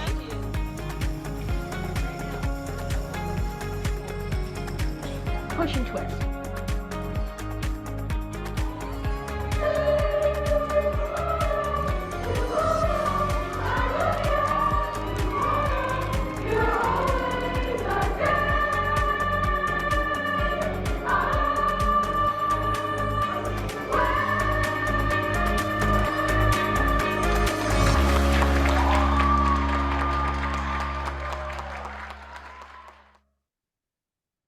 That captures just a little bit of what happened.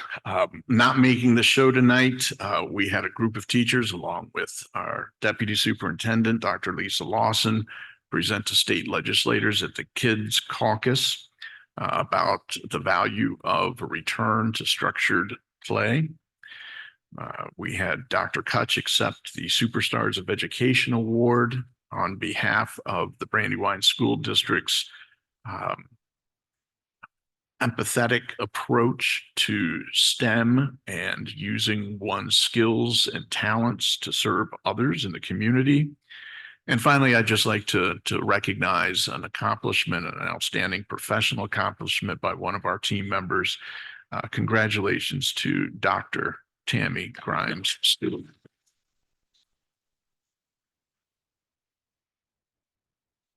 And with that, Mr. President, just 15,000 more reasons to say proud to be BSD. Fantastic. Thank you, Mr. Hoare. Any comments or questions on the superintendent's report? All right. That'll take us into public comment. Ask that our speakers and audience members be courteous and respectful to each other. This is your time to be heard regarding topics related to the Brandywine School District. Each speaker will have 2 minutes, at which time I will thank you for your time. In order to make every effort to be fair to everyone, we'll stick to the 2-minute limit. I believe no Zoom. Dr. O'Hanlon, no Zoom. One speaker tonight, Angela Taylor from the microphone.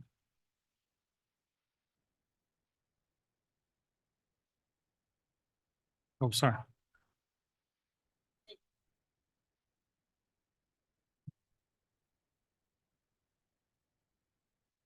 Good evening. My name is Angela Taylor. I'm a Wilmington resident and teacher at Mount Pleasant High School. Details of what I'm going to say are outlined in the board packets. Since my presentation in April, I was contacted by the Director of HR.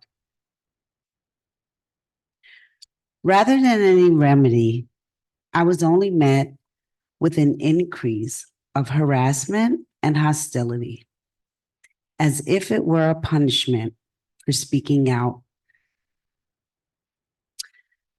The science online learning options have been a farce, providing no services for students with 504 and IEP accommodations. All of our students deserve a quality education. Many students have checked out. One computer-based class went from 18 to 8 regular attendees. On the morning of April 17th, my principal jumped out of her truck in the school parking lot screaming road rage statements about me in front of staff and students. Ms. Taylor, can I interrupt for 1 second? This, So I'm sorry. I believe you have options available to you under a collective bargaining agreement.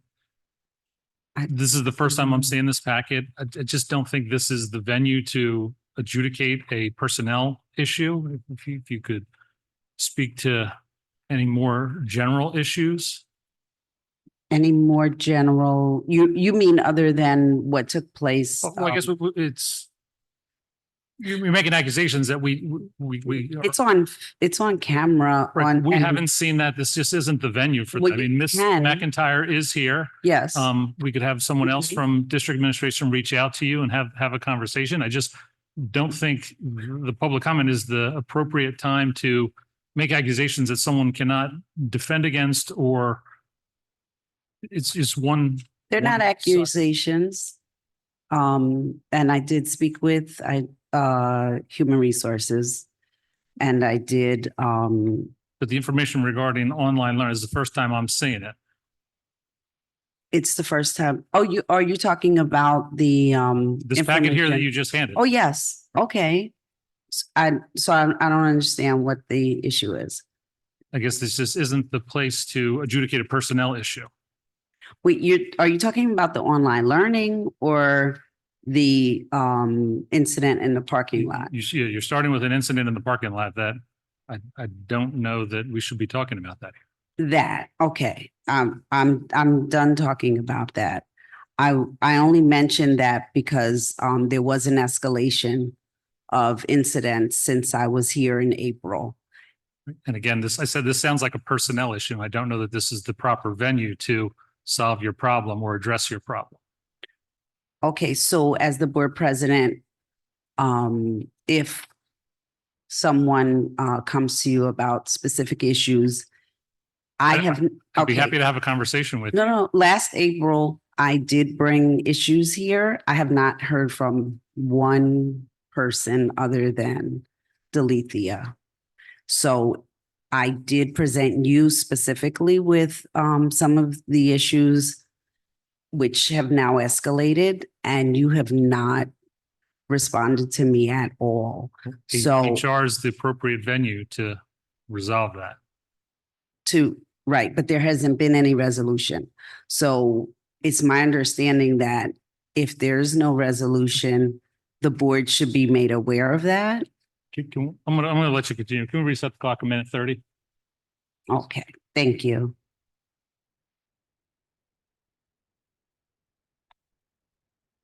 Okay, is it time now? Yep, okay, That's fine. thank you. Since, where did I leave off? Okay, based on the same, I've had a flurry of incidents, so I think I've made that clear, and it's outlined in the board packets. With no, since January, honestly, I've received several disciplinary actions.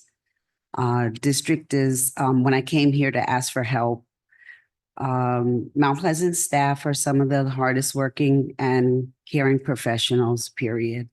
Out of fear, some staff leave quietly, fly under the radar, or get pitted against one another. This is an unhealthy, trauma-based Dr. Jekyll, Mr. Hyde, Machiavellian leadership. I have become the example of what will happen to you if you dare speak out. In the words of Mahalia, while you're on earth, shine like a star, bright in the corner wherever you are. In the name of Jesus, I thank you. That's my time. Thank you, Ms. Taylor.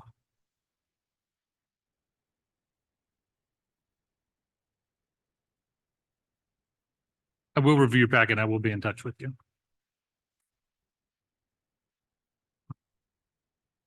Moves us on to board member liaison reports. Mr. Ackerman, DSBA Executive Board.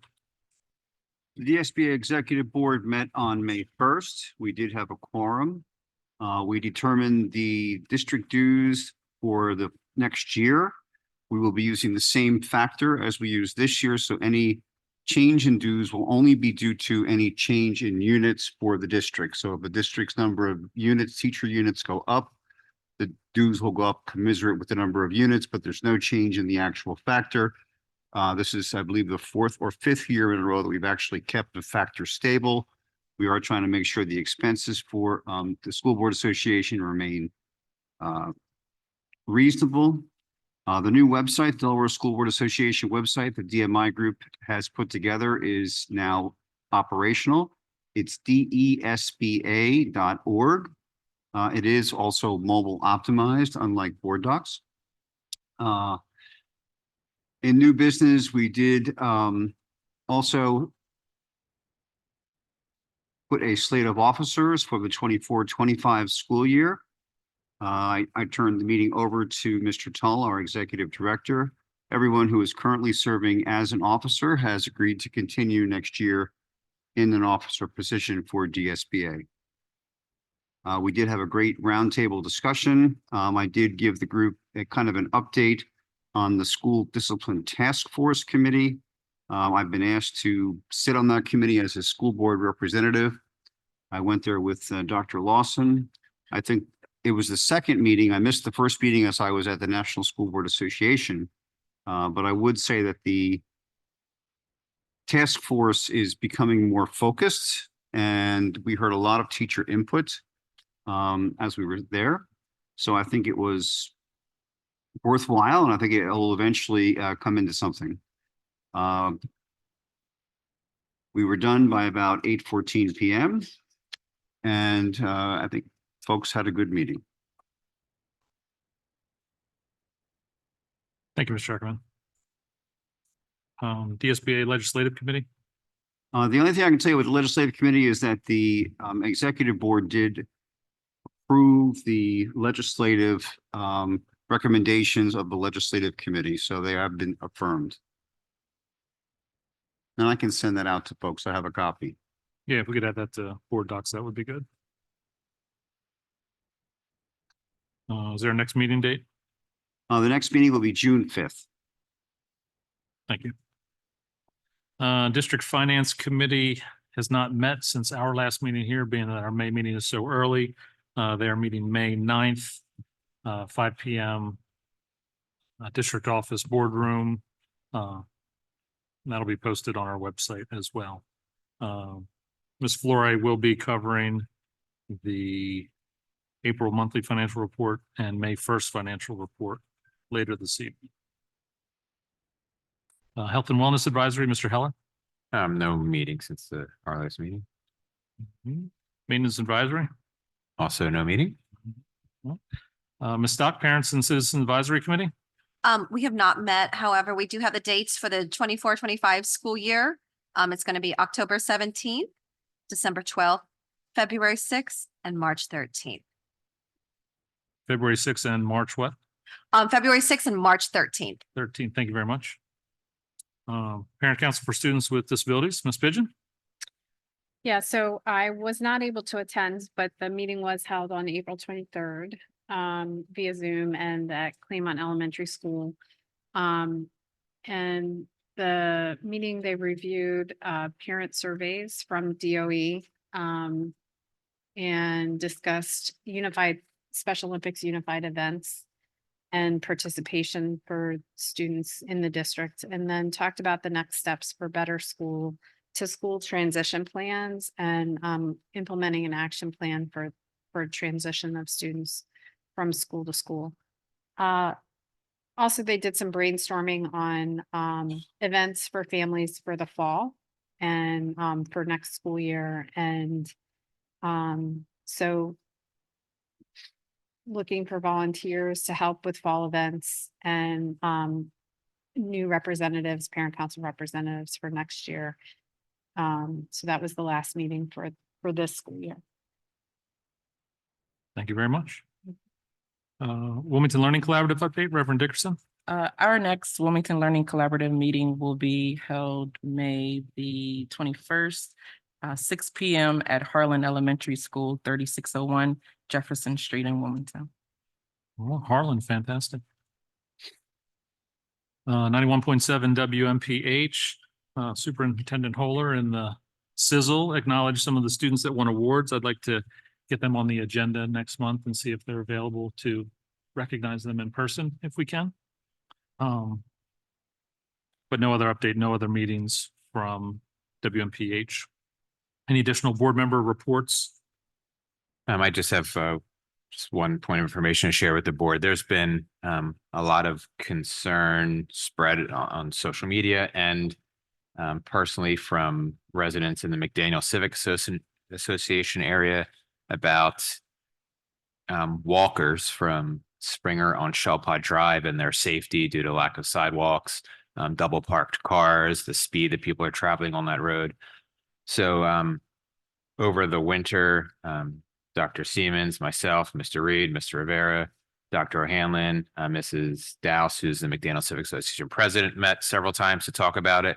And we have a meeting coming up in June that is going to add in state and local legislators, DelDOT, Newcastle County Parks, because there's 1,000 different jurisdictions that are needed to fix that pathway there. But I just wanted to share that that is being worked on. I don't know if anybody else has heard those concerns. There was just another social media post over the weekend. They got a ton of engagement about it. So just want to share that it is being worked on, but the number of jurisdictions in that very small stretch from the bridge to Winley Road is unbelievable. So we are slowly working on it. Appreciate the update. Any other additional board member reports? Mr. President, just wanted to make a note that the board member boot camp is going to be July 20th this year. Dr. Jeggedy, I don't know if you attended last year, Ms. Stock. I attended 2-3 years ago. Okay, good. I still think you're new. But yeah, Dr. Jeggedy can attend on July 20th.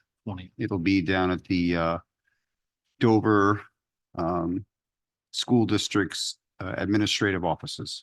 Who puts that up? The School Board Association puts it on. Would she register online herself or does the district do that on her behalf? She can just send an email to Mr. Tull. Okay, I'll make sure we get that information to her. All right. Last call for board member reports. All right.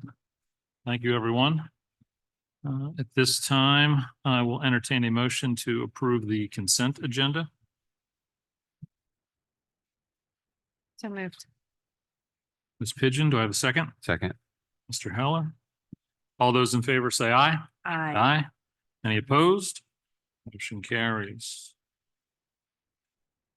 At this time, I'll entertain a motion to approve the monthly personnel report as discussed in executive session. So moved. Mr. Ackerman, do I have a second? Second. Mr. Heller? All those in favor say aye. Aye. Any opposed? Motion carries. Do I have a motion to accept the superintendent's recommendation for employee matter 24-112 as discussed in executive session? So moved. Reverend Dickerson, do I have a second? Second. Mr. Ackerman, second. All those in favor say aye. Aye. Any opposed? Motion carries. Do I have a motion to approve the superintendent's recommendation for employee matter 24-114 as discussed in executive session? Motion. Motion, Mr. Howard, do I have a second? Second. Ms. Pigeons on the second. All those in favor say aye. Aye.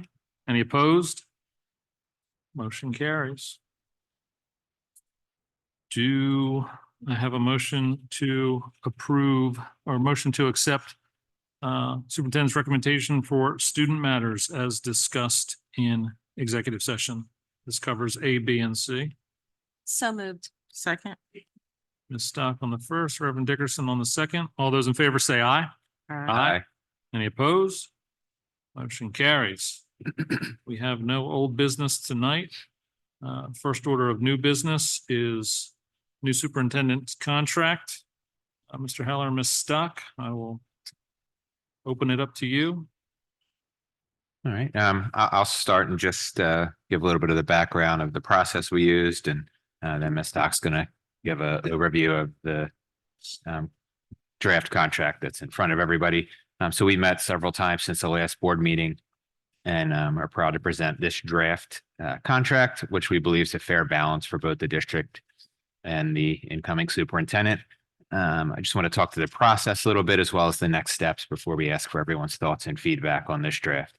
We reviewed a number of superintendent contracts for content, including the last two Brandywine School District contracts, as well as current superintendent contracts from New York, California, Maryland, and Texas. We also reviewed the generic BSD administrator contract and BSD board policy, along with board policies from several other local districts. We reviewed compensation data for all Newcastle County superintendents. We spoke with our CFO, Joe Flore, regarding some of the financial and benefits pieces and questions we had. We also consulted with the board's attorney, Jim McMacken, twice as we were drafting the document to ensure that we were following all the appropriate processes. What we found was that all those different contracts we reviewed from around the country were very similar in the provisions they contain. They had some differences in languages, but in reality, there was very little difference in the overall contract intent across all those contracts. So we purposefully selected content and language that we believed best for our community, filled in some of the gaps that we had heard previously from some of our other superintendent contracts over the years. And we believe that this draft is a good start to representing the overall will of this board. So the purpose of tonight's discussion is to gather thoughts and feedback from the board on this draft, which would ideally lead to the following next steps, keeping in mind that Dr. Lawson has not yet seen or had an opportunity to review this. So Ms. Stock and I would meet again after tonight, taking everyone's feedback into account to update this draft to be a document we believe, based on the comments, the board would be favorable to. We would then set up a meeting with Dr. Lawson to present that updated draft and get her feedback, concerns, or any objections that she might have. And then we would meet one final time to draft what we hope would be the final draft of the contract that balances both the board's comments and Dr. Lawson's feedback. Send that to the attorney for legal review and bring it all back to the June 17th meeting, which we for the final review and hopefully ratification.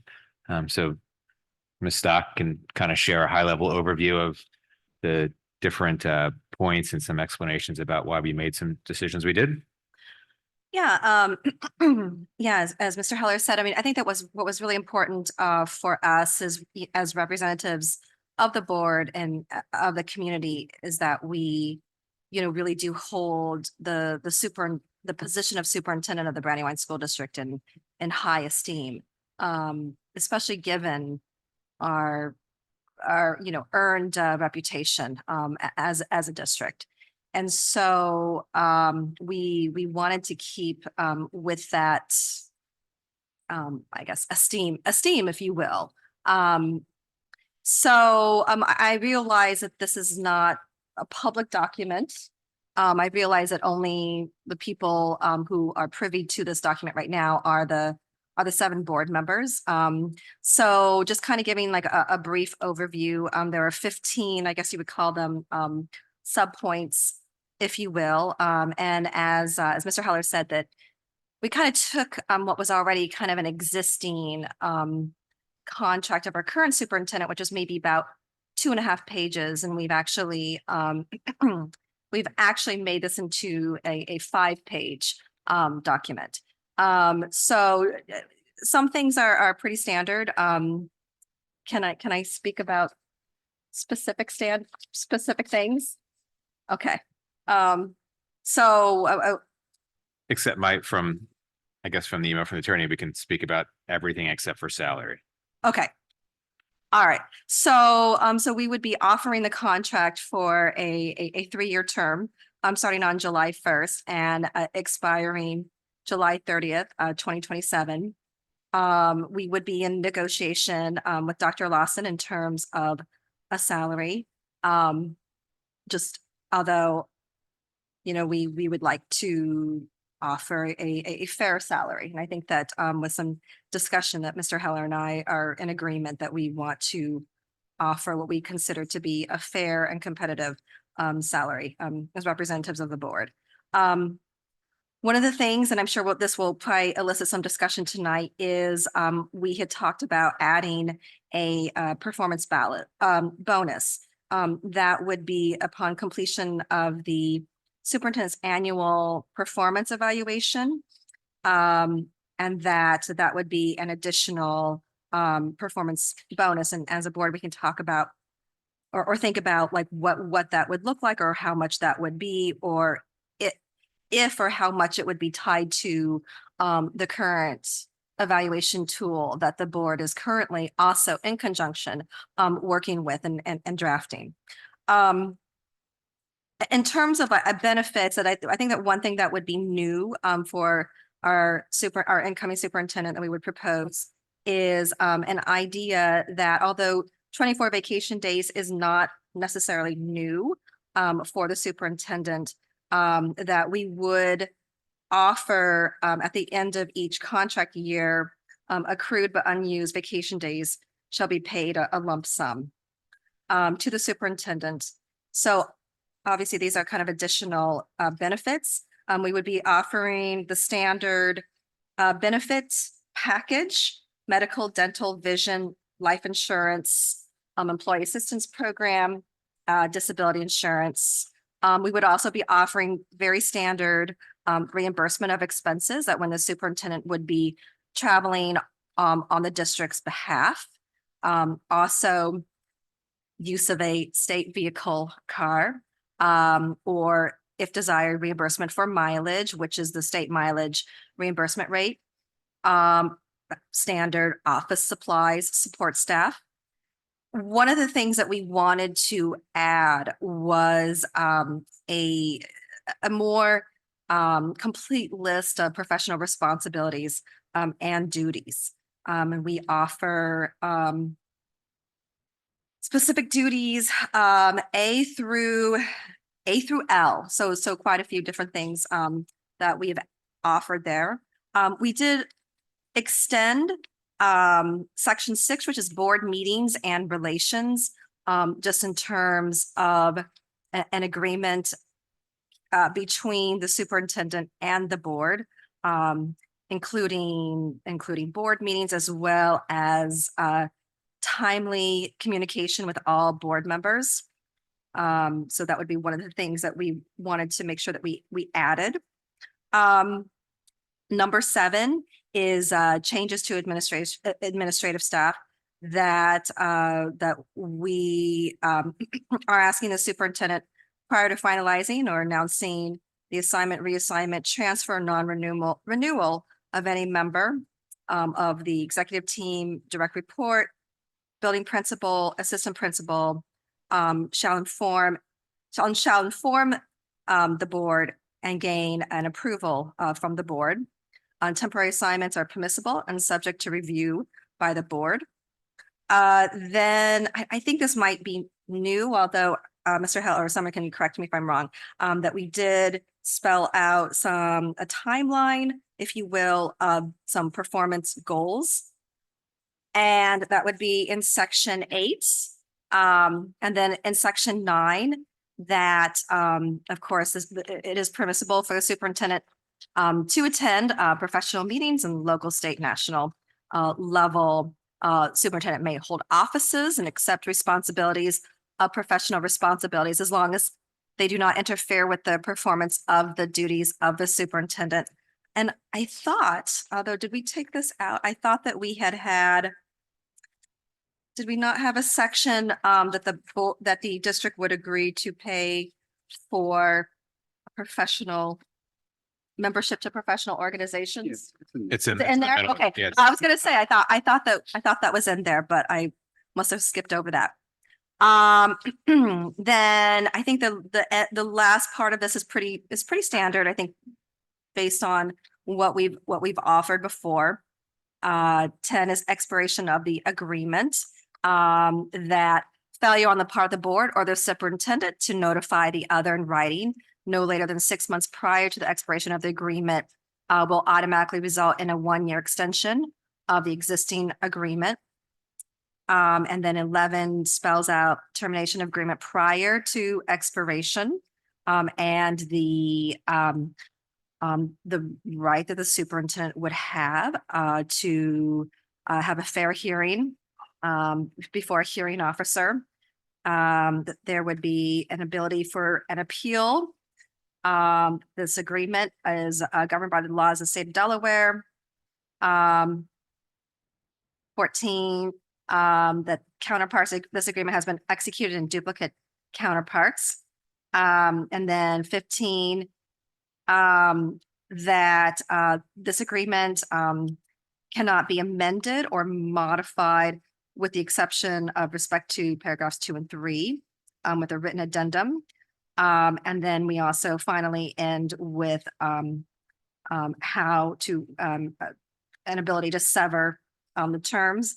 And then one of the things that Mr. Heller and I thought was very interesting in one of the examples that we saw was instead of just the board president and the superintendent signing it, that we actually do have a space for every board member, including the vice president and the president, to be there with the superintendent to sign it. And we'll entertain thoughts from board members, questions. I think you did a great job. Everybody on the subcommittee did a good job. It's very comprehensive. It's very thorough.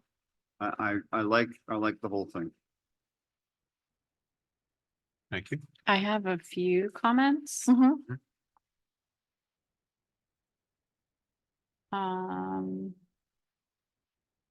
So with regards to section 4, paragraph C. 4C? Yeah. Okay. My suggestion would just be just a clarification. Question really, like. I'm wondering if the state has a cost reimbursement allocation. Okay. Like a per diem allocation that we might want to include in there. It's the reimbursement of expenses. Not that I think that that would be abused, but just because I think that that's our financial obligation. Okay. We can find out the answer to that.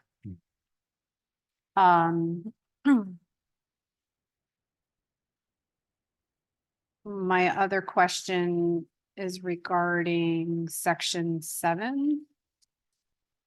And I think that paragraph might need to be revised because I'm kind of questioning what the intent is. Is it a vote?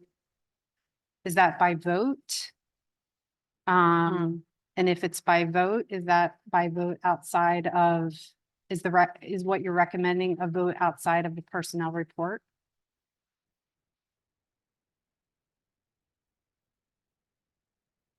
And then I'll just keep going and then you guys can respond or you guys can go back together and think about what I say. So for number 7, I'm wondering if it's more of the time frame.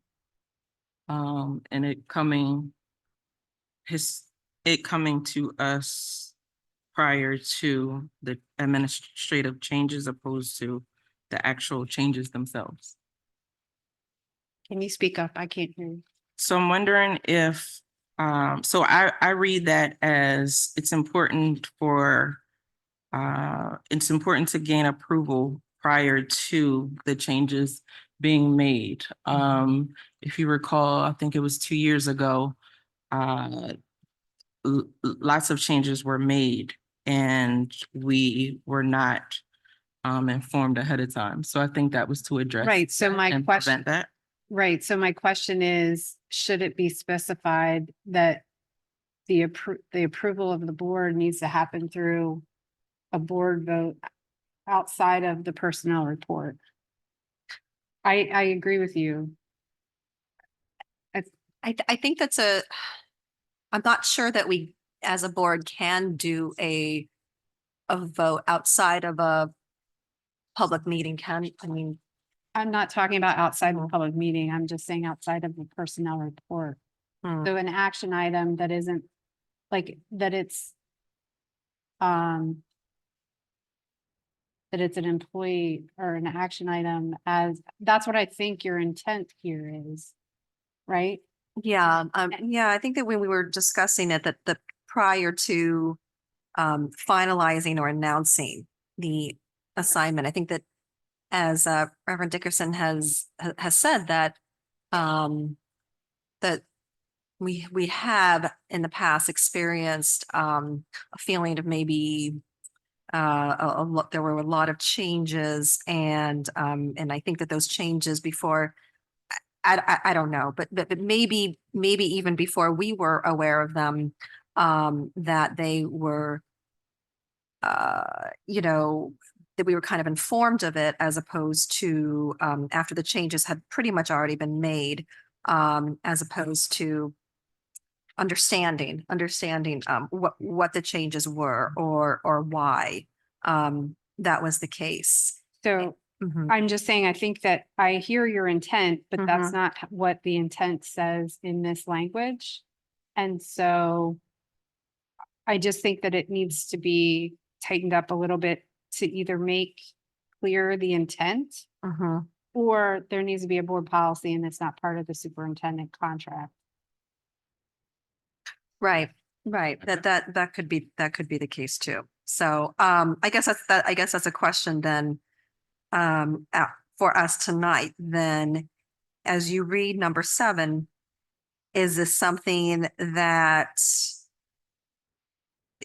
for the future of this district, that should this be like as you said, a separate item to vote on in public session, or would we be looking for more of an understanding and a communication of approval? And I will share this, this paragraph is almost identical to the current contract, with the exception of the words gain the approval. I guess that's the question. Gaining approval. I mean, we vote on personnel reports. So any changes that are recommended are ultimately approved by the board. The way it's written, to me, I think there's some section 5A, B, and H seem to conflict with section 7 in the sense that Which numbers? 5A, 5B, and 5H. To me, I think conflict with section 7 in the sense that, we're indicating that the superintendent has authority, responsibility, and leadership for which they'll be held accountable.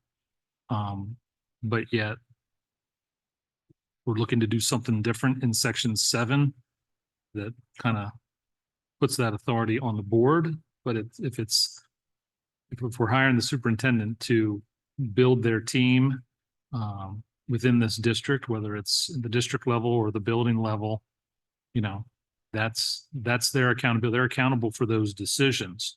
I agree we should be informed of them in advance, and I feel in the past we have been.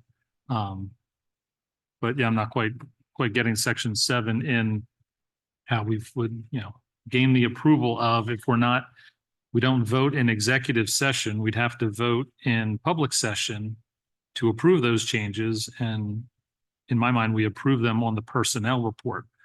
Not quite sure what carving that out for a second or separate approval would, or. I think, oh, go ahead. Do you want me to? I think in reviewing some of the other sample contracts, the intent was more so to, I don't know, force is the right word, but to encourage a discussion prior to the point that it might be on the personnel report of the most critical positions in the district, that the board that there's required to be a discussion with the board prior to changes of the most critical positions in the district. I think it was the intent from looking at some of the other sample. So it's a communication issue? That we would just want more advanced communication of potential moves within district leadership? I think just looking at past history, that the personnel report has been more of a just formality, and there would be 30 changes on one personnel report. So to not approve, essentially like 1 or 2 positions, you would not be approving all the other 28. And so, and again, yes, I mean, you're correct that ultimately the board approves that personnel report, but if we're kind of waiting until we get the personnel report to see what these changes are going to be, it's almost too late to have like a real discussion and to have a true understanding of why. I think there is a difference between gaining the approval versus the board has to vote for an approval. So, and again, like as we all know, that our policy clearly spells out that the board, I mean, our action is voting. That's our action. So gaining the approval of the board is not the same thing as voting. The board is voting on it. Well, I think it has to be the same thing as voting on it. I mean, that is how the board approves things, is in public session through the personnel report or change of assignment. That's how I read gain approval of the board, is through the normal channels that we would approve things in public session.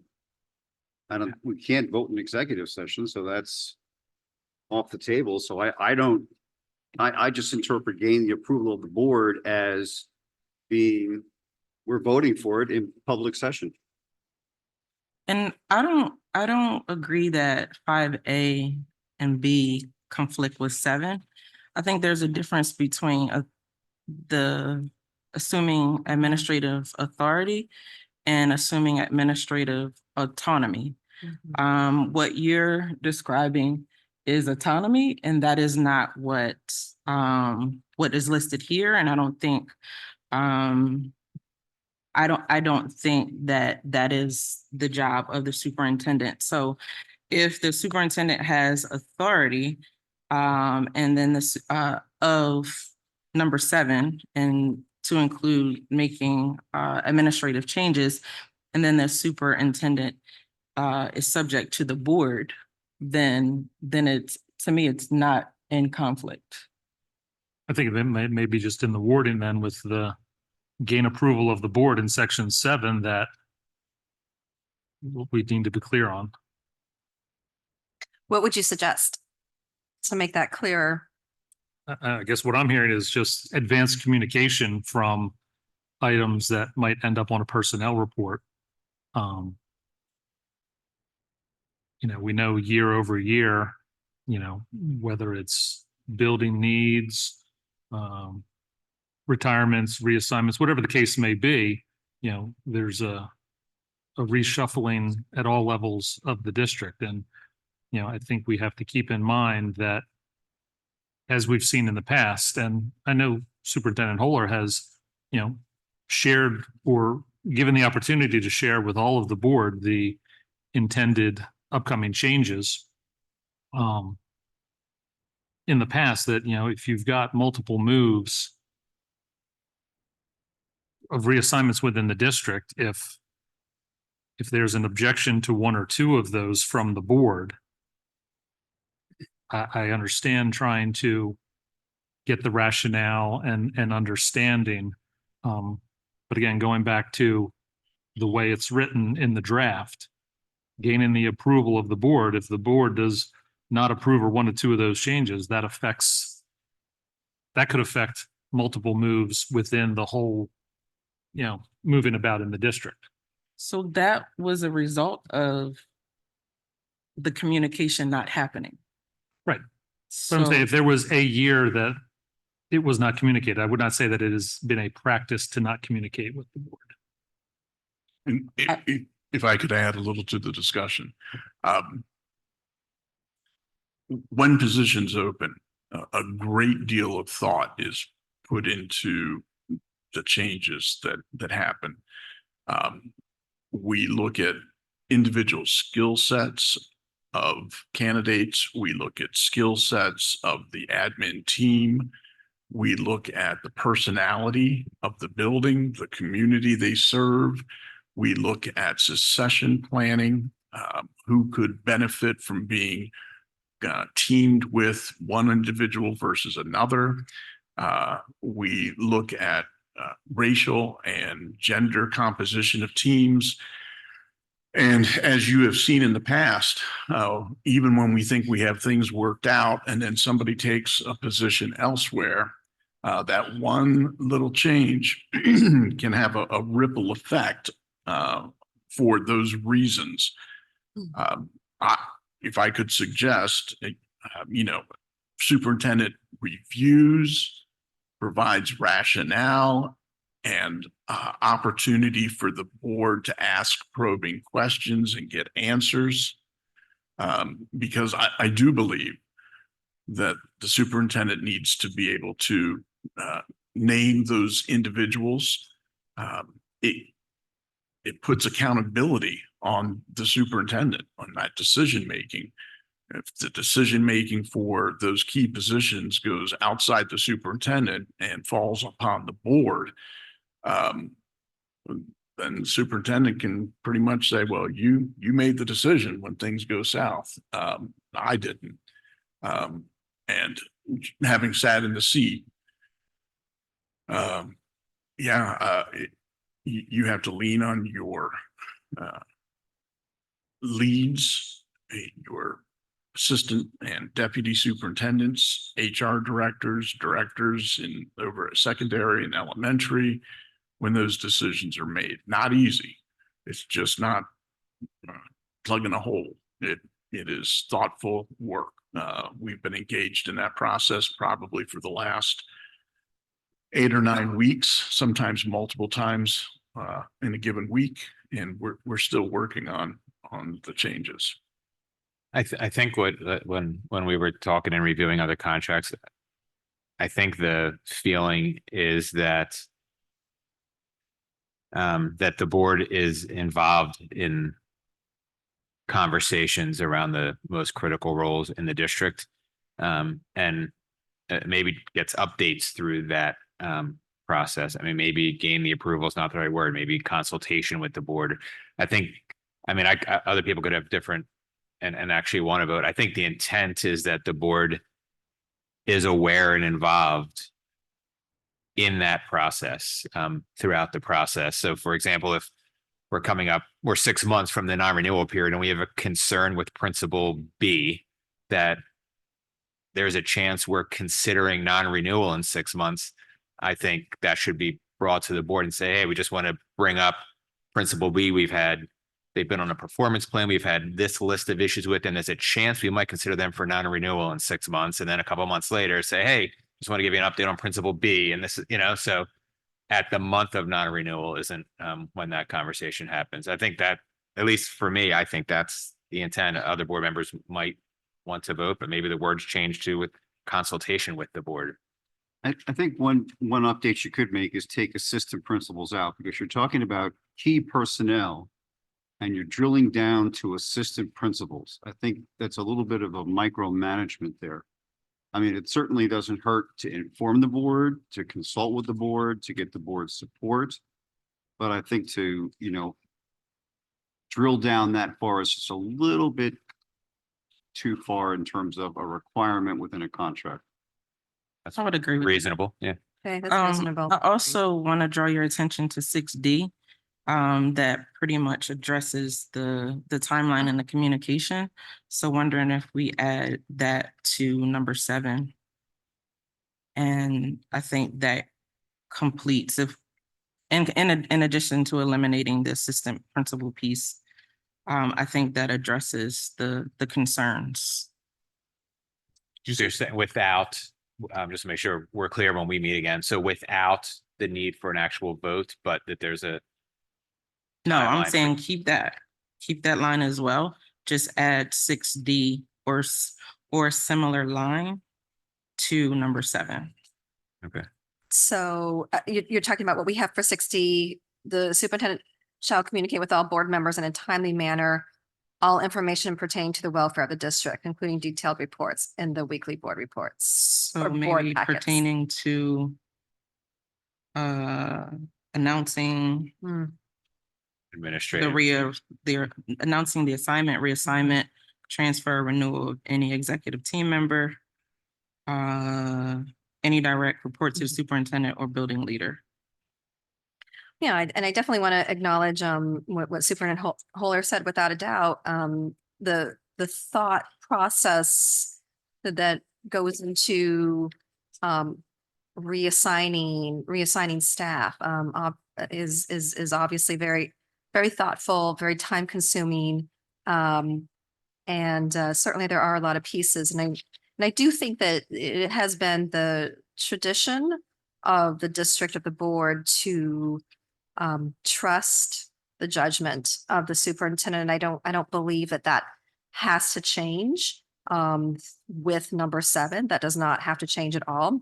But I do think that it does go back to our responsibility as a board in ensuring that we have policies and structures in place that continue to protect not just the superintendent, but continue to protect other staff in the district, as well as the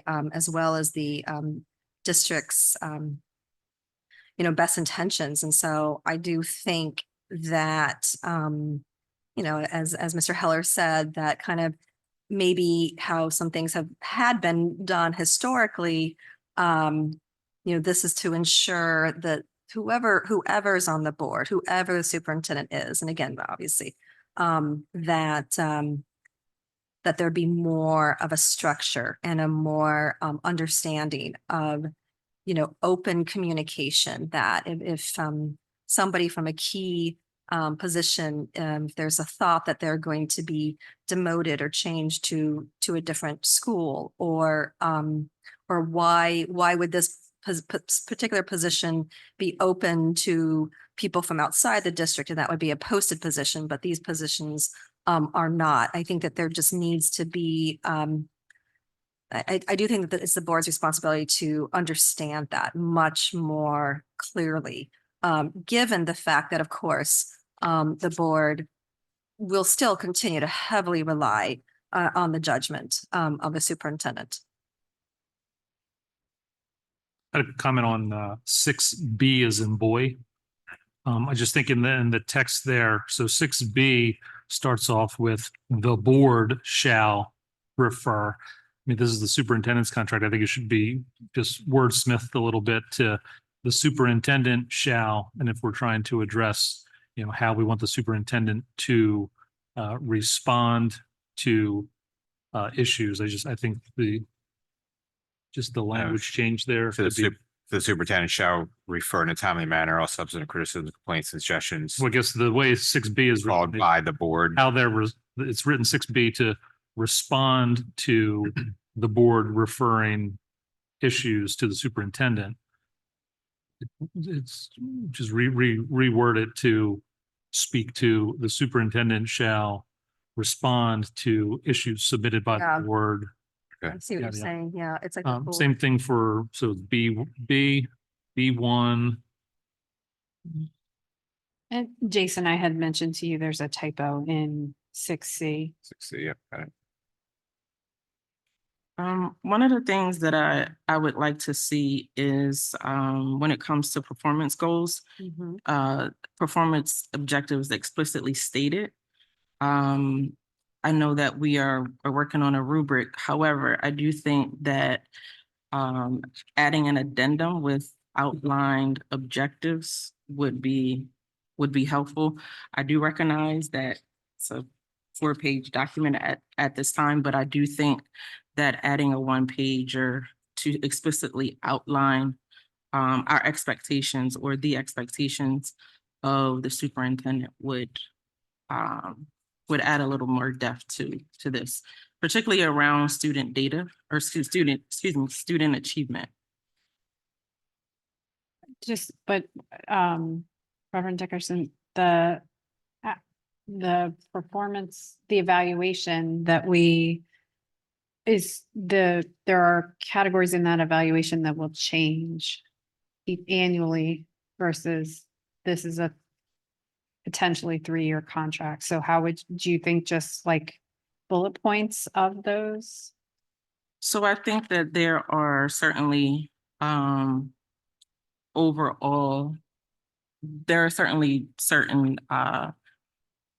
goals that we can absolutely make a little more generic for this particular contract. However, it does state that we are renewing this annually, correct? So the addendum can be updated annually? No, This is it's a 3-year contract. The proposal. Well, it says that So no, it may the, be modified annually as, Yes. with respect to paragraphs 2 and 3. But I also think that if we have two different tools that define performance objectives, that so there won't be two different, what did you say? so if there's performance objectives created by the board annually, I don't think the contract is the play. I think the contract lays out how we set the goals and how the evaluation is done, but I don't think a multi-year contract is the right place where we put the goals, because there could be a different board in 3 years that doesn't agree with the goals that we wrote into the contract. I think the annual performance goals that we set are specific to the board at the time. I disagree with that, and that if we add an addendum and we're explicitly saying here that that the goals will change annually, then it's simply a matter of updating those goals on a regular basis. I think we don't spend enough time on being laser focused in our objectives. The reports are great, but I think we can be a little more laser focused on our goals and objectives. And the first start is with the superintendent. That way there's no ambiguity about what our focus is, not as a district and as the superintendent, and what our expectations are. Well, as an example, earlier this year, if you had said to me, last September, what is the goal for this year? I would say pass the referendum. That would be my number one goal. But that goal is not something that we do every year, but it was the most important thing this year, because without that, $6.5 million of cuts would have devastated this school district. So I disagree with you, and to the extent I agree there should be laser focus on certain things, student achievement, school climate. I mean, we can name them, but in some cases there's going to be an overarching goal, and I think of referendum as being, one of those examples where if you did nothing else this year, if you passed the referendum, that would be good. The other thing that just gives me a little bit of a concern is that within this contract, we're going to start this July 1st, but we're not going to have the goals until next March, because we're already behind the 8 ball in terms of developing goals. And I also question, how can we do an evaluation no later than June 1st? Will we have all of the state test results by that time? If we are looking for some type of a growth goal, will we have the data by June 1st? So, yeah, so I actually wanted to change that section, because that was brought up previously. I wanted to change that section to say not later than December 1st of each year for the prior school year. So the school year ends in June, and then we do the evaluation period for that year, kind of at the start of the next school year, so that it's done by June 1st. That makes more sense. Yeah, that was a I typo. think if you kind of, call that out a little better, that would be good. Right. But I agree with we should have an annual review of performance. The format and procedure, that's on the board to develop, and I don't think we've done that yet, so we better get on it. Just one thing I do want to point out in section 2, in terms of the salary, that we're proposing that the superintendent shall receive no less than the same annual salary increase received by other district administrators. We feel that to be fair. And we also feel like the annual salary of the superintendent shall not be decreased unless with the discretion of the board, there is a reduction in salary for all district administrators. We also feel that to be very fair too. Sorry, I have an ant on my thing. Can I go back to my point? In section 3, we discussed a performance bonus. And so it's not presumptuous to discuss a performance bonus, but essentially what I'm hearing is presumptuous or premature to discuss the goals attached to that bonus. I think if we could, as a board, obviously agree on what those goals would be. I mean, we would definitely need to have something like very soon. I think there is some level of generality when you're talking about an employment contract versus the performance evaluation. That's why I think they should be separated. Right, and so the reason for number 3 was to cap what the bonus could be, so that I don't want to say a different, but so that a different board couldn't just pick any number they wanted. So this was the purpose. This was to cap what the bonus could be, and then the performance evaluation would define if the performance rating is this, that equals this bonus. If it's this, it equals this bonus. If it's this, it equals 0. I think the purpose of 3 was to cap it at a dollar amount. But it's still there, so that you don't really address my point as far as it's here. And I understand your intent, but I don't read it that way. And so it was important enough to list here. And so I think it is important enough to list what the superintendent would do or needs to do to earn that bonus as well. Don't you think that in number 8, section D, that gives an explanation? No, I think 8D is very generic and not specific enough.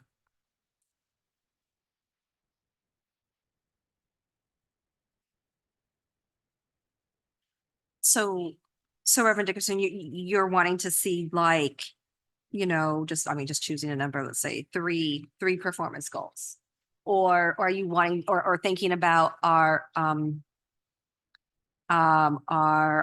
what we would like to do in terms of like the superintendent evaluation tool? Are you thinking about like it would spell out very specifically from the evaluation tool that if a certain rating was exceeding here, or what are you kind of thinking about? So I would like to see, for example,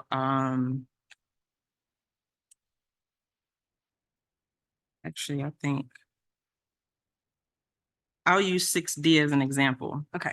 The statement that was already read, the superintendent shall communicate with all board members in a timely manner, et cetera, et cetera. Communication was something that as a board, we felt that it was important to improve upon. And so itemizing that as one of the objectives is just an example. When it comes to student achievement, I would like to see specific data on that, or excuse me, specific goals and objectives on student data. When it comes to the overall culture and climate, I think is important as well. These are just things that I'm throwing out there. I think these are some of these are subjective measures. I'm sorry? I think some of these are subjective measures. You talk about culture and climate. How would you measure that in a contract bullet? No, I think there are ways. There are 360 surveys that will absolutely be able to evaluate culture and climate. That's creating a second evaluation process. I think ties back into We already that have. evaluation. I'm sorry, I didn't hear. I feel like that's creating a second evaluation process. There's going to be the annual performance evaluation, plus there's going to have to be an evaluation for the points in a contract. So we're not creating a second evaluation or second goals. It's just that I'm saying we should itemize specific goals to attach, or maybe prioritize is the word I'm looking for. Prioritize 5 to 7 goals to attach to this. So you're saying that's a part of the larger evaluation tool. So I know that one thing that we as a board have talked about is the district success plan. And that we'd like to see that a little bit more understandable and perhaps some and for the public and for ourselves to understand but what the goal would be and how those would be measured. Would that be an example that if that was something that, let's say the board, we wanted to put that down as one of the, handful of performance goals, that would be something that we would put down, or we want to see student achievement, we want to see it like something specific with a student achievement. Yes, student achievement increased by X%, if you want to be specific. Regarding the success plan, I think that's covered in 8A, I believe. Like the district goals, we could change.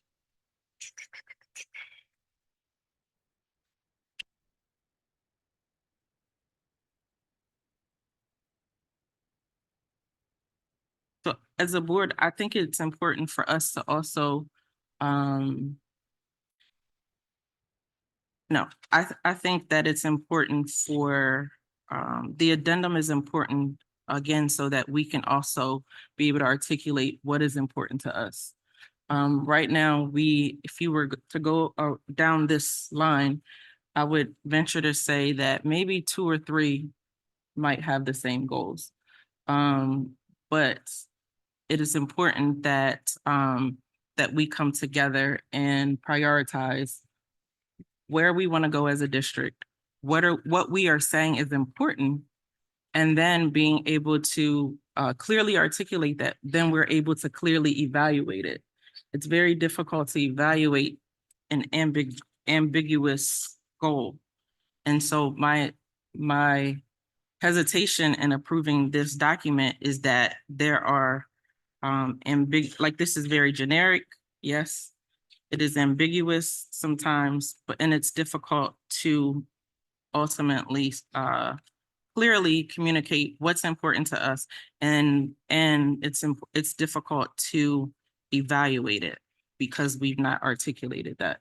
So district success plan, we've not sat down as a board to discuss that in forever. So it is, that's why I think it's important for us to create an addendum. I guess whether we call it an addendum or not, any reference in this contract to the annual performance evaluation is like a de facto addendum. The performance contract, performance evaluation lays out the goals, explains what the measurements and the criteria will be. But the goals are coming after the contract is signed. And I'm saying, I think that we need to do that prior to the contract is signed. Well, since we, have the ability as a board to discuss that, what would they sound like? Like, can we, give some examples, like together, can we like come up with things that are reasonable? I know it's on the spot, but I feel like this is the opportunity where the 6 of us can talk about it. I guess I'm not sure that I agree that it's, that it should be in here versus the district, the performance evaluation, because I think we've had 2 workshops on the performance evaluation that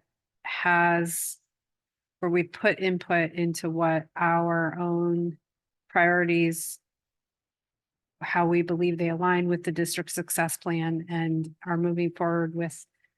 Right, and none of mine were included here.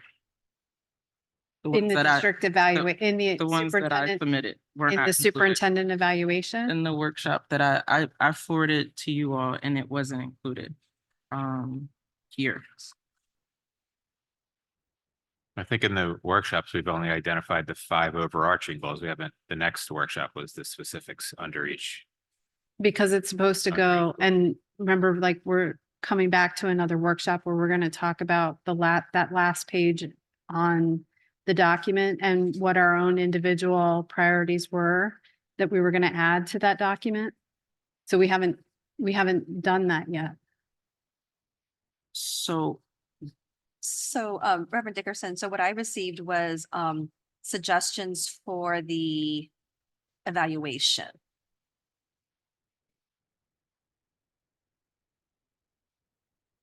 Did you send us something for comments for the, or thoughts about the, contract itself? So I thought that initially this was going to accompany this. And that's what my recommendation. Hold on, let me pull up my email. We split the two processes. I'm sorry. We've split the two processes. Contract is one document. Performance evaluation is a separate document. I think we had to do that right because of because of Based FOIA that we The couldn't. nature of the, negotiations and privacy.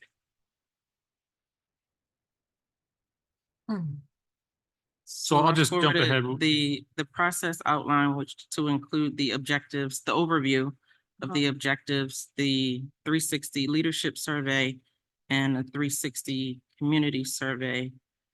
Yeah,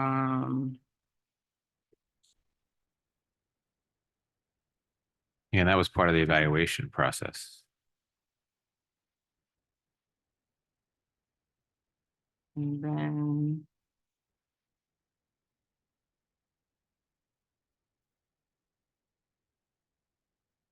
the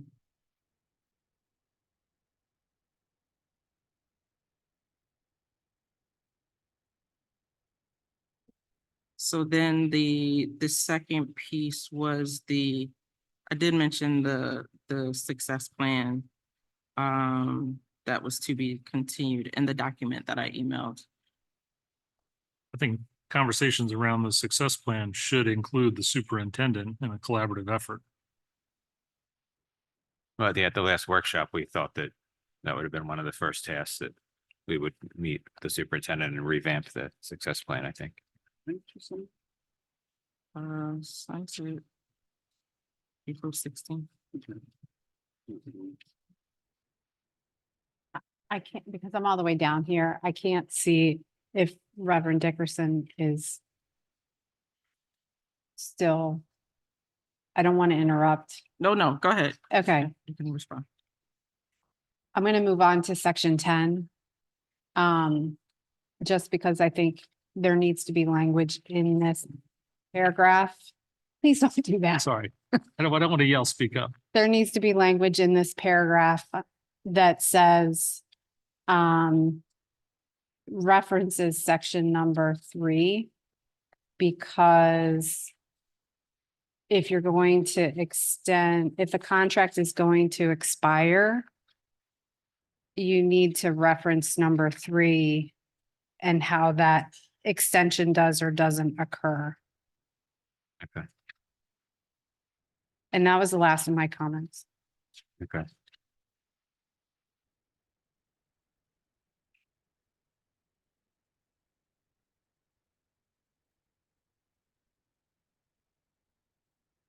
Can I ask if anybody, Stock had mentioned the signature thing. Does anybody have an opinion one way or the other? So it looked like the contract said had all board members sign it. It was kind of a symbolic gesture upon the signing of the contract that all the board members agreed with it. The discussion that Ms. Stock and I had is potentially what if a board member did not vote for the contract? Did they still sign it? So I don't know what everybody's thought is on. I mean, voted for or not, I would think that all would sign. My only concern would be to make sure that in the event that somebody was absent or, at a minimum, if you wanted a quorum to sign, 4 of the 7, I wouldn't want one signature to hold it up if we were, getting near a timeline or set some sort of provision that, I don't know, if it wasn't signed, I think our board policies really only require one signature, but yeah. I like the idea of having all 7, but I wouldn't want that to hold anything up in the event there was, external circumstances that prevented someone from signing it. We can do DocuSign. We can do electronic signatures. Good.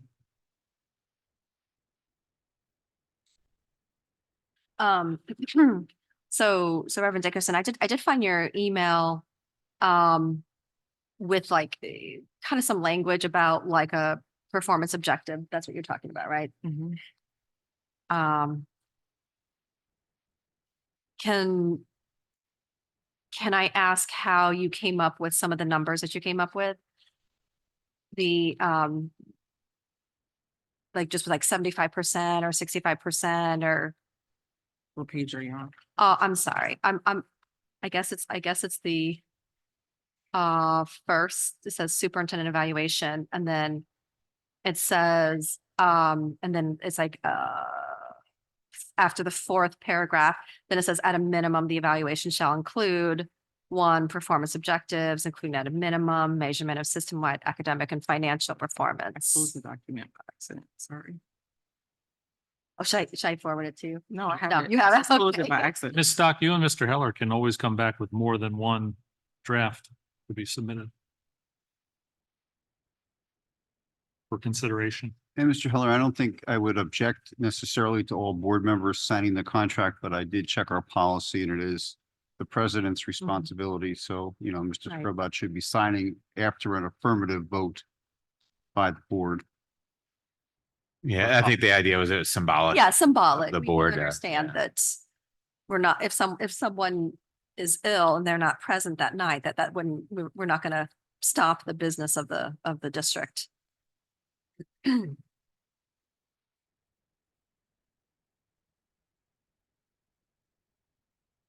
So the percentages were, I think I shared with several of you all that I participating in an organization called School Board Partners.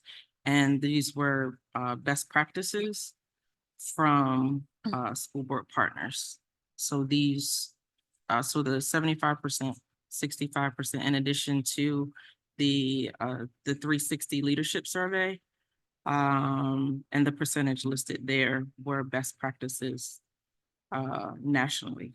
So not just in our region, but Best practices for a performance evaluation or for a contract? I'm sorry, for a contract. So could they, I'm sorry, not to belabor the point. I just want to make sure that while we have the ability to talk about it in an open session.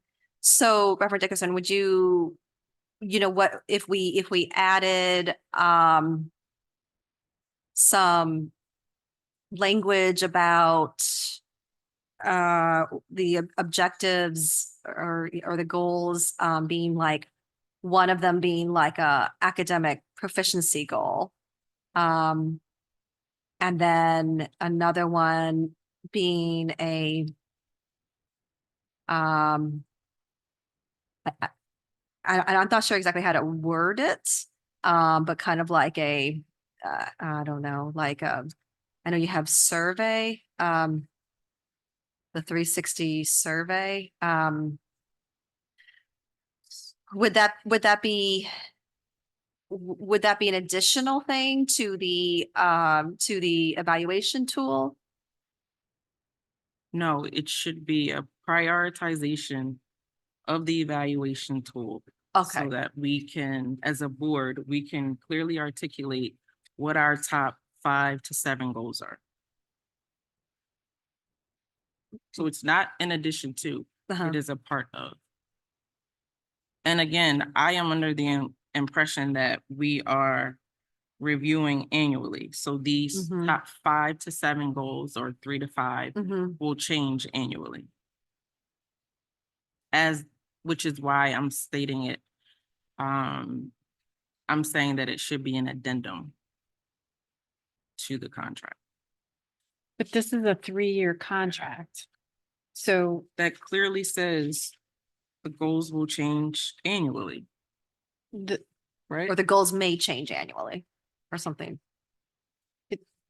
I believe.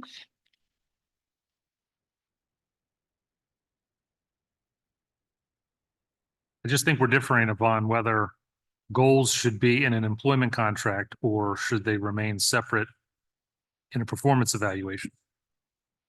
I hear you, and I think, yes, I think we disagree. So it sounds to me like Reverend Dickerson that we obviously need to like get back to our, almost like we need to like get back to our work, make sure we have scheduled our evaluation workshop as soon as possible so that we can identify, you know, three goals or 4 goals that we would want to include as an addendum to in the contract. Is that what I'm hearing you say? Correct. I just want to go back because then section 15 says contract modification. The agreement is the whole agreement of the parties and may not be amended, modified, or altered except herein set forth. And it references paragraphs 2 and 3 only because those are the 2 paragraphs that are tied to the performance evaluation. So I think So that actually it's 8 that is tied to. well, then maybe that's an error, but I Yes. just think that we need to go back. But 8 then talks about the performance evaluation and But right, but it says by written addendum, right?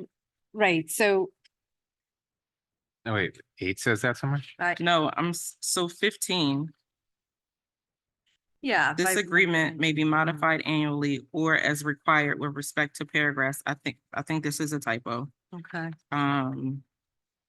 no, Or if it's not a typo, my recommendation would be to add 8. So 2, 3, and 8, because because 8 is tied to the performance goals. All right. By written addendum signed by both parties and attached to the original executed counterparts. I think that's a fair way to Hmm. kind of slice it, to add it in, add paragraph 8 into number 15.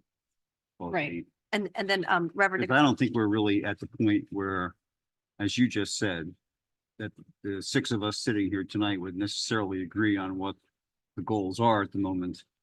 So I think we need a lot more work on figuring out what the goals are before we put them into the contract. So the ability to, come back and say, okay, after a retreat, we all get together, put our heads together, and come up with goals, and then socialize that with our constituency to get general feedback to cement those goals. Then we can, as you said, do it as an addendum on an annual basis to affirm what the goals are for the next school year.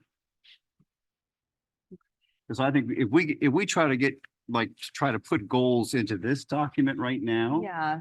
I think we're Probably just not gonna happen. It's just, we don't have the time for us to figure out what those goals Right, are. to put correct, them into because this we're in the document. process of writing a evaluation tool too as well. And if I think for us to, where we are having those discussions, and to, and I don't know, I mean, and again, like, I don't know if it would be, the contract would be an appropriate place, but I would obviously hope the superintendent would be part of some of the discussions in terms of like goals, but District goals, yes. yeah.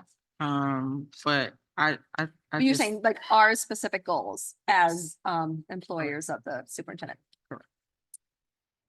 when you're hired, you don't go in telling your boss what your goals are, or you may, but I would imagine that there is when you're hired for a particular position, the boss already has certain goals for you. And I think that as a district, we should also have set goals.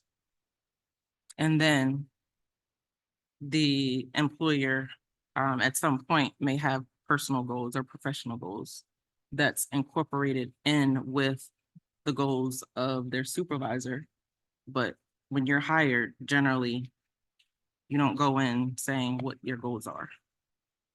Well, I will say, working for a big company, they do ask us every year to set goals for the following year. So, we do get some input into our goals, but When at you're the end of hired. it- Well, I don't know about being hired. I have a long time since I've been hired, but Got it. I think our teacher evaluation system has teachers select their goals.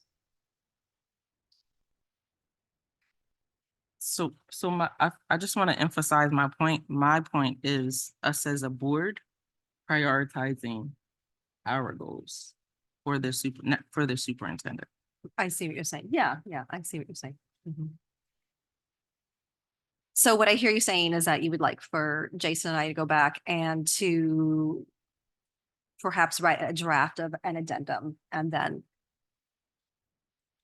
Yeah, yes. But, and this is not the time for that. Even as a board, I think that we need to have our own goals. Whoa. So sorry. What happened?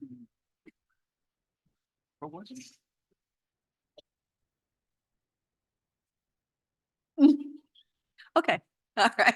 What I missed? Take your back. It's fine. Can we take a pause? You need a break.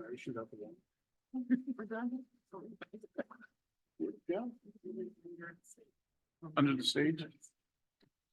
We must not be making Taking it. enough noise. Yeah. Okay. So people, All right, so just to make sure that, so we know, so Jason and I know what we're gonna do next, then we're going to is the board in agreement that Jason and I will come up with some kind of draft for the addendum? I think they're saying we've been here too long. I think the mouse is saying we've been here for too long, but is that what we're Can we- agreeing to? Yes, please. but could we just maybe ask one more question? Because I'm not sure if that's I don't know, the desire. It's not a vote. Can we poll who thinks that performance criteria should be in? We're not voting. contract? I think the task of you and Ms. Stock is to come back to the board with one or more drafts of a contract. So Except for we need to come back to the board with the contract that the superintendent will accept. I mean, we can schedule an emergency. maybe you need to wait to hear from the superintendent to. Well, I don't know how we can bring back two copies. We have to bring back the one that. Is it making noise?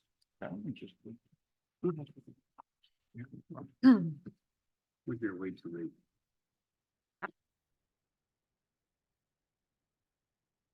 I think my concern is I'm not sure I understand what that proposal would look like. So it's not that I disagree with it. I just I can't envision what that looks like in a contract for employment. And I don't want to say that Shanika hasn't been clear.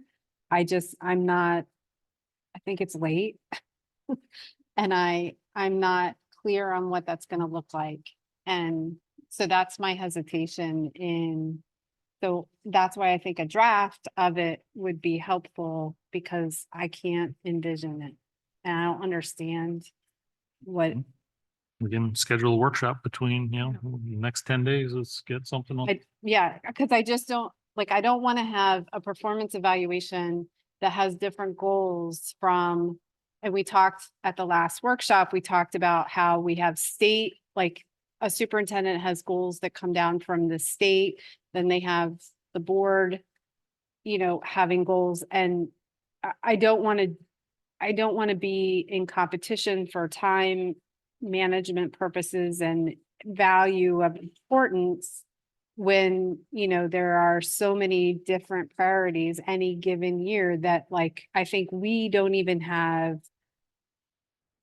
I'd like to, I think there's lots of priorities that maybe aren't put in writing that also are on the superintendent. And so I want to make sure that what we're agreeing to is congruent with what we're coming up with our performance evaluation, and that they match. And I would agree with. And I also don't want to see it I don't want them to be in competition with each other. I also very firmly believe that this is a 3-year contract, and the only thing that should change in the 3-year contract is the salary or bonuses, not necessarily goals, because I think you're setting a superintendent up for failure if you're going to change their goals annually. So, but again, what Shanika is referencing may not, it may not be goals that would change. So I need to see them to really give you a complete, to make a final opinion on that.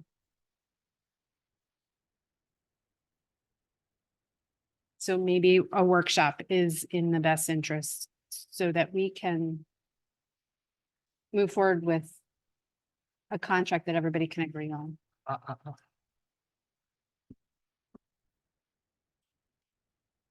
Again, I'm sticking to my point that the employment contract and the performance evaluation are two separate documents. They are connected by the language in the contract, but we're overcomplicating things if we're trying to put specifics into an employment contract that may or may not change annually, that then puts us back to re-ratifying a contract that then opens up negotiating all other terms.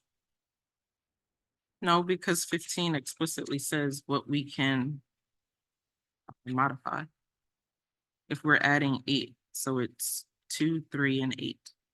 Right, but why can't we do that through the performance evaluation?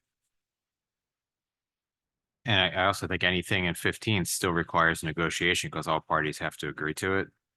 So that makes essentially negates the fact that it's a 3-year contract if it has to be renegotiated. Because this 15 says this agreement, that's the entire agreement, may be modified annually or as required with respect to 2 and 3 by written addendum. So that as the performance evaluation, if the goals change or the district success plan changes or other priorities come up or we're hit with a pandemic, we can make those changes without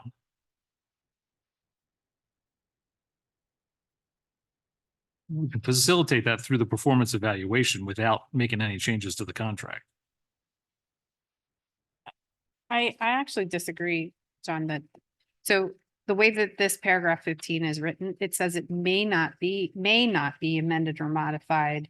The only ones that can be amended and modified are sections 2 and 3, which relate to monetary changes. And those are going to be monetary changes based upon the performance evaluation rubric. There's no negotiation on that. That's already set in place. There is, it says it has to be approved by both parties. So I think if we add I'm not a lawyer, but I feel like if we add number 8, if we go back to renegotiate number 8, 2 and 3 are now open for renegotiation. Maybe I don't agree with adding number 8 then, because I do not want to set us as a board up for a negotiation with our superintendent on an annual basis. That's crazy. Reverend Dickerson, I think we can accomplish what your intent is with 2 separate documents. I don't think keeping them 2 separate prevents any accountability or prohibits any accountability on either party, board or superintendent. So I disagree in that best just going off of our history.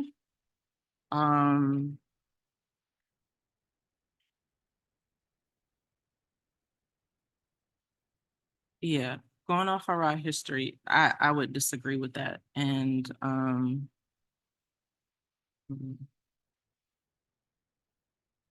so yeah. I would rather us have a board workshop. And then each of us, I understand what you're saying. However, I do think we've articulated that this is the most important, or this is one of the most important positions in the district. Again, I just don't think this says enough about the success that we would like to achieve as a district. I don't think it's explicit enough and it's targeted enough. And I think that a part of our complacency as a district is the fact that we're not hyper focused on specific goals. So, I mean, I do understand, I mean, I believe I understand what Reverend Dickerson is suggesting is that, you know, before a superintendent would be, new superintendent would be signing this contract, that, you know, she would have to understand exactly what it is that we as a board want to see accomplished. So that's like kind of stated up front before even the evaluation tool is presented. Is that what you're saying? That's what I said about 20 minutes ago. I think, at least I thought I did. But yes, this document is being signed prior to the completion of the document that we were working on 2 weeks ago. And so, I just feel like I'm repeating myself. But I guess that would be a risk that this incoming superintendent would take to say that the performance evaluation and direction of the district is in question or to be determined. Whereas I would say we're operating under a district success plan that's on our website, that if we as a district want to change our district success plan, we can move forward and discuss that. But that changing the district success plan and our goals as a board shouldn't inhibit our ability to hire a superintendent. It shouldn't, but it shouldn't. However, I think we're doing her a disservice as well. This is on us because we didn't start this process earlier. Had we done our due diligence in revisiting the district success plan, identifying our priorities as a board, identifying specific goals and objectives that we wanted, then we wouldn't be here. And so I think this is a two-way.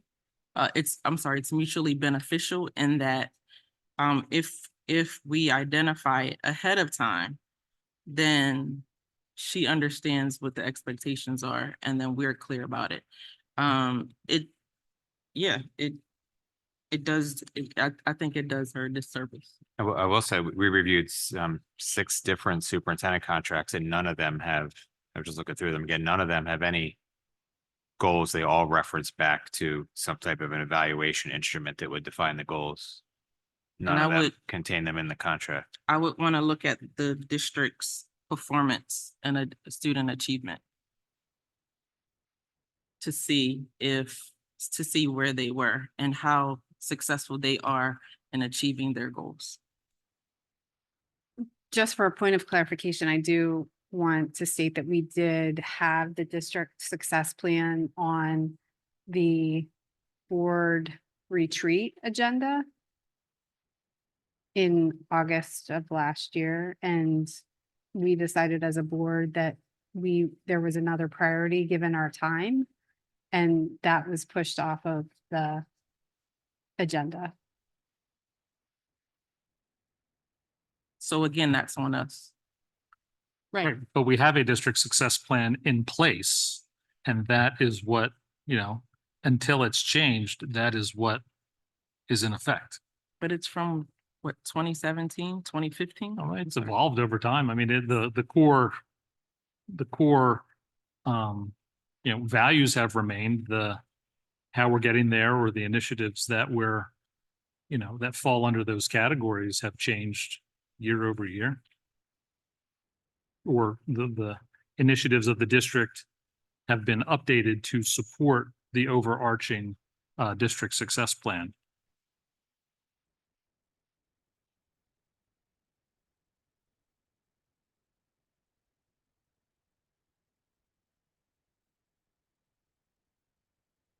Are we at a stopping point here? The next step will continue the conversation in another public workshop?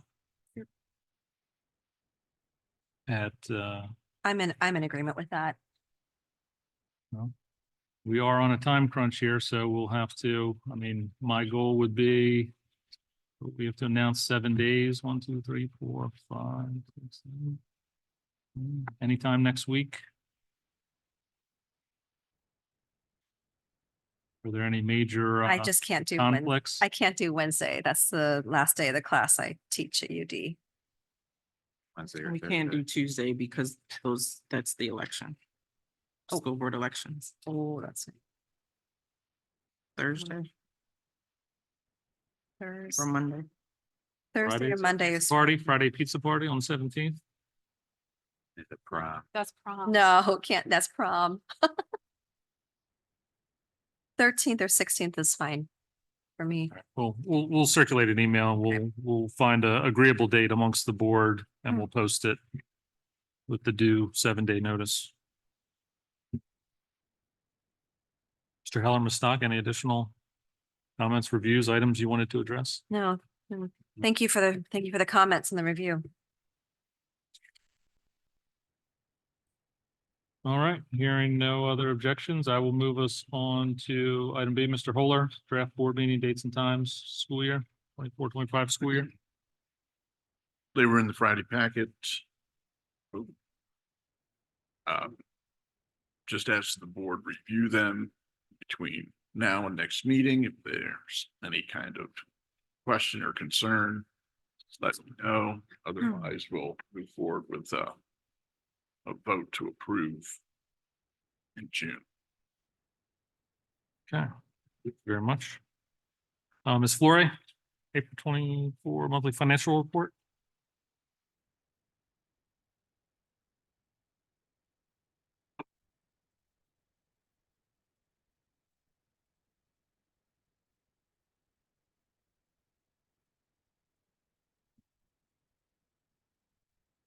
Good evening. I have just a very brief report tonight. As Mr. Scrobot said, the Finance Committee hasn't had a chance to meet yet to review April. They'll meet Thursday night.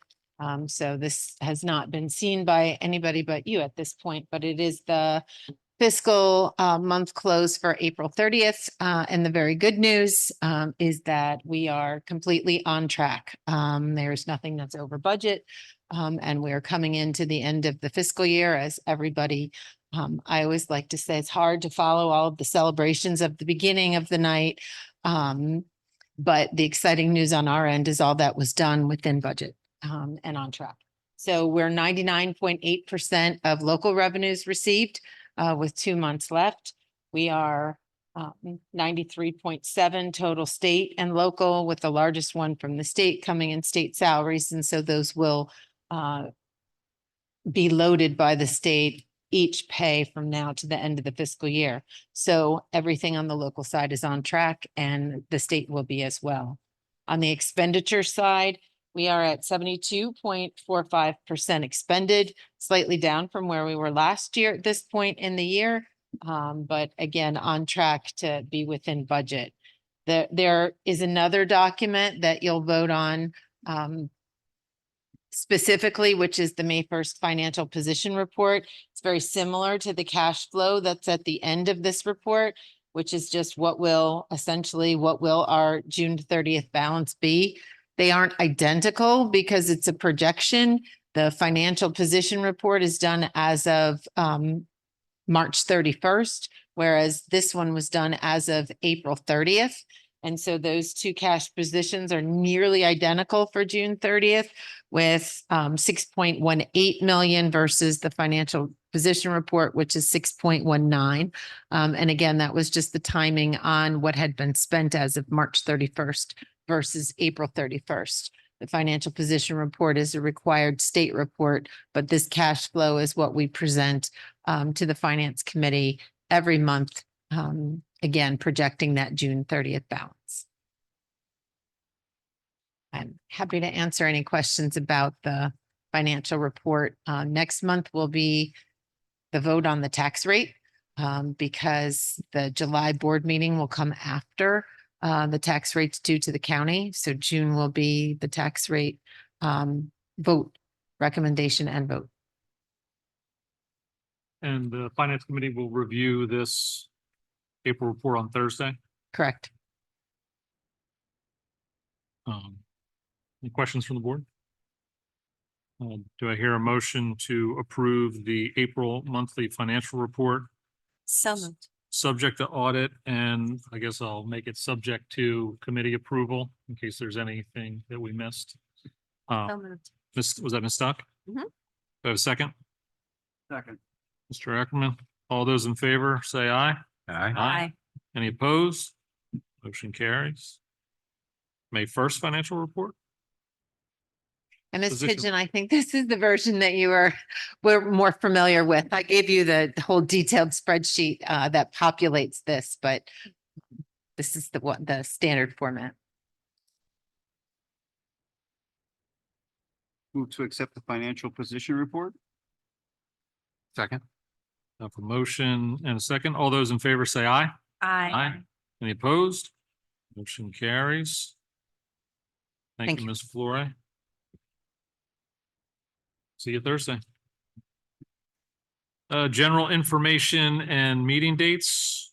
As mentioned earlier, BSD graduations are Sunday, June 2nd, down at University of Delaware Bob Carpenter Center. We got Concord High School at 1 p.m., Mount Pleasant High School at 4 p.m., and Brandywine High School at 7 p.m. Followed by our regular board meeting Monday, June 17th, with a to be determined workshop somewhere in between there that we will appropriately notice. And with that, I thank everyone for your time and participation this evening. I will entertain a motion to adjourn. Second. Reverend Dickerson, Ms. Stock, all those in favor say aye. Aye. Any opposed? Motion carries. We are adjourned.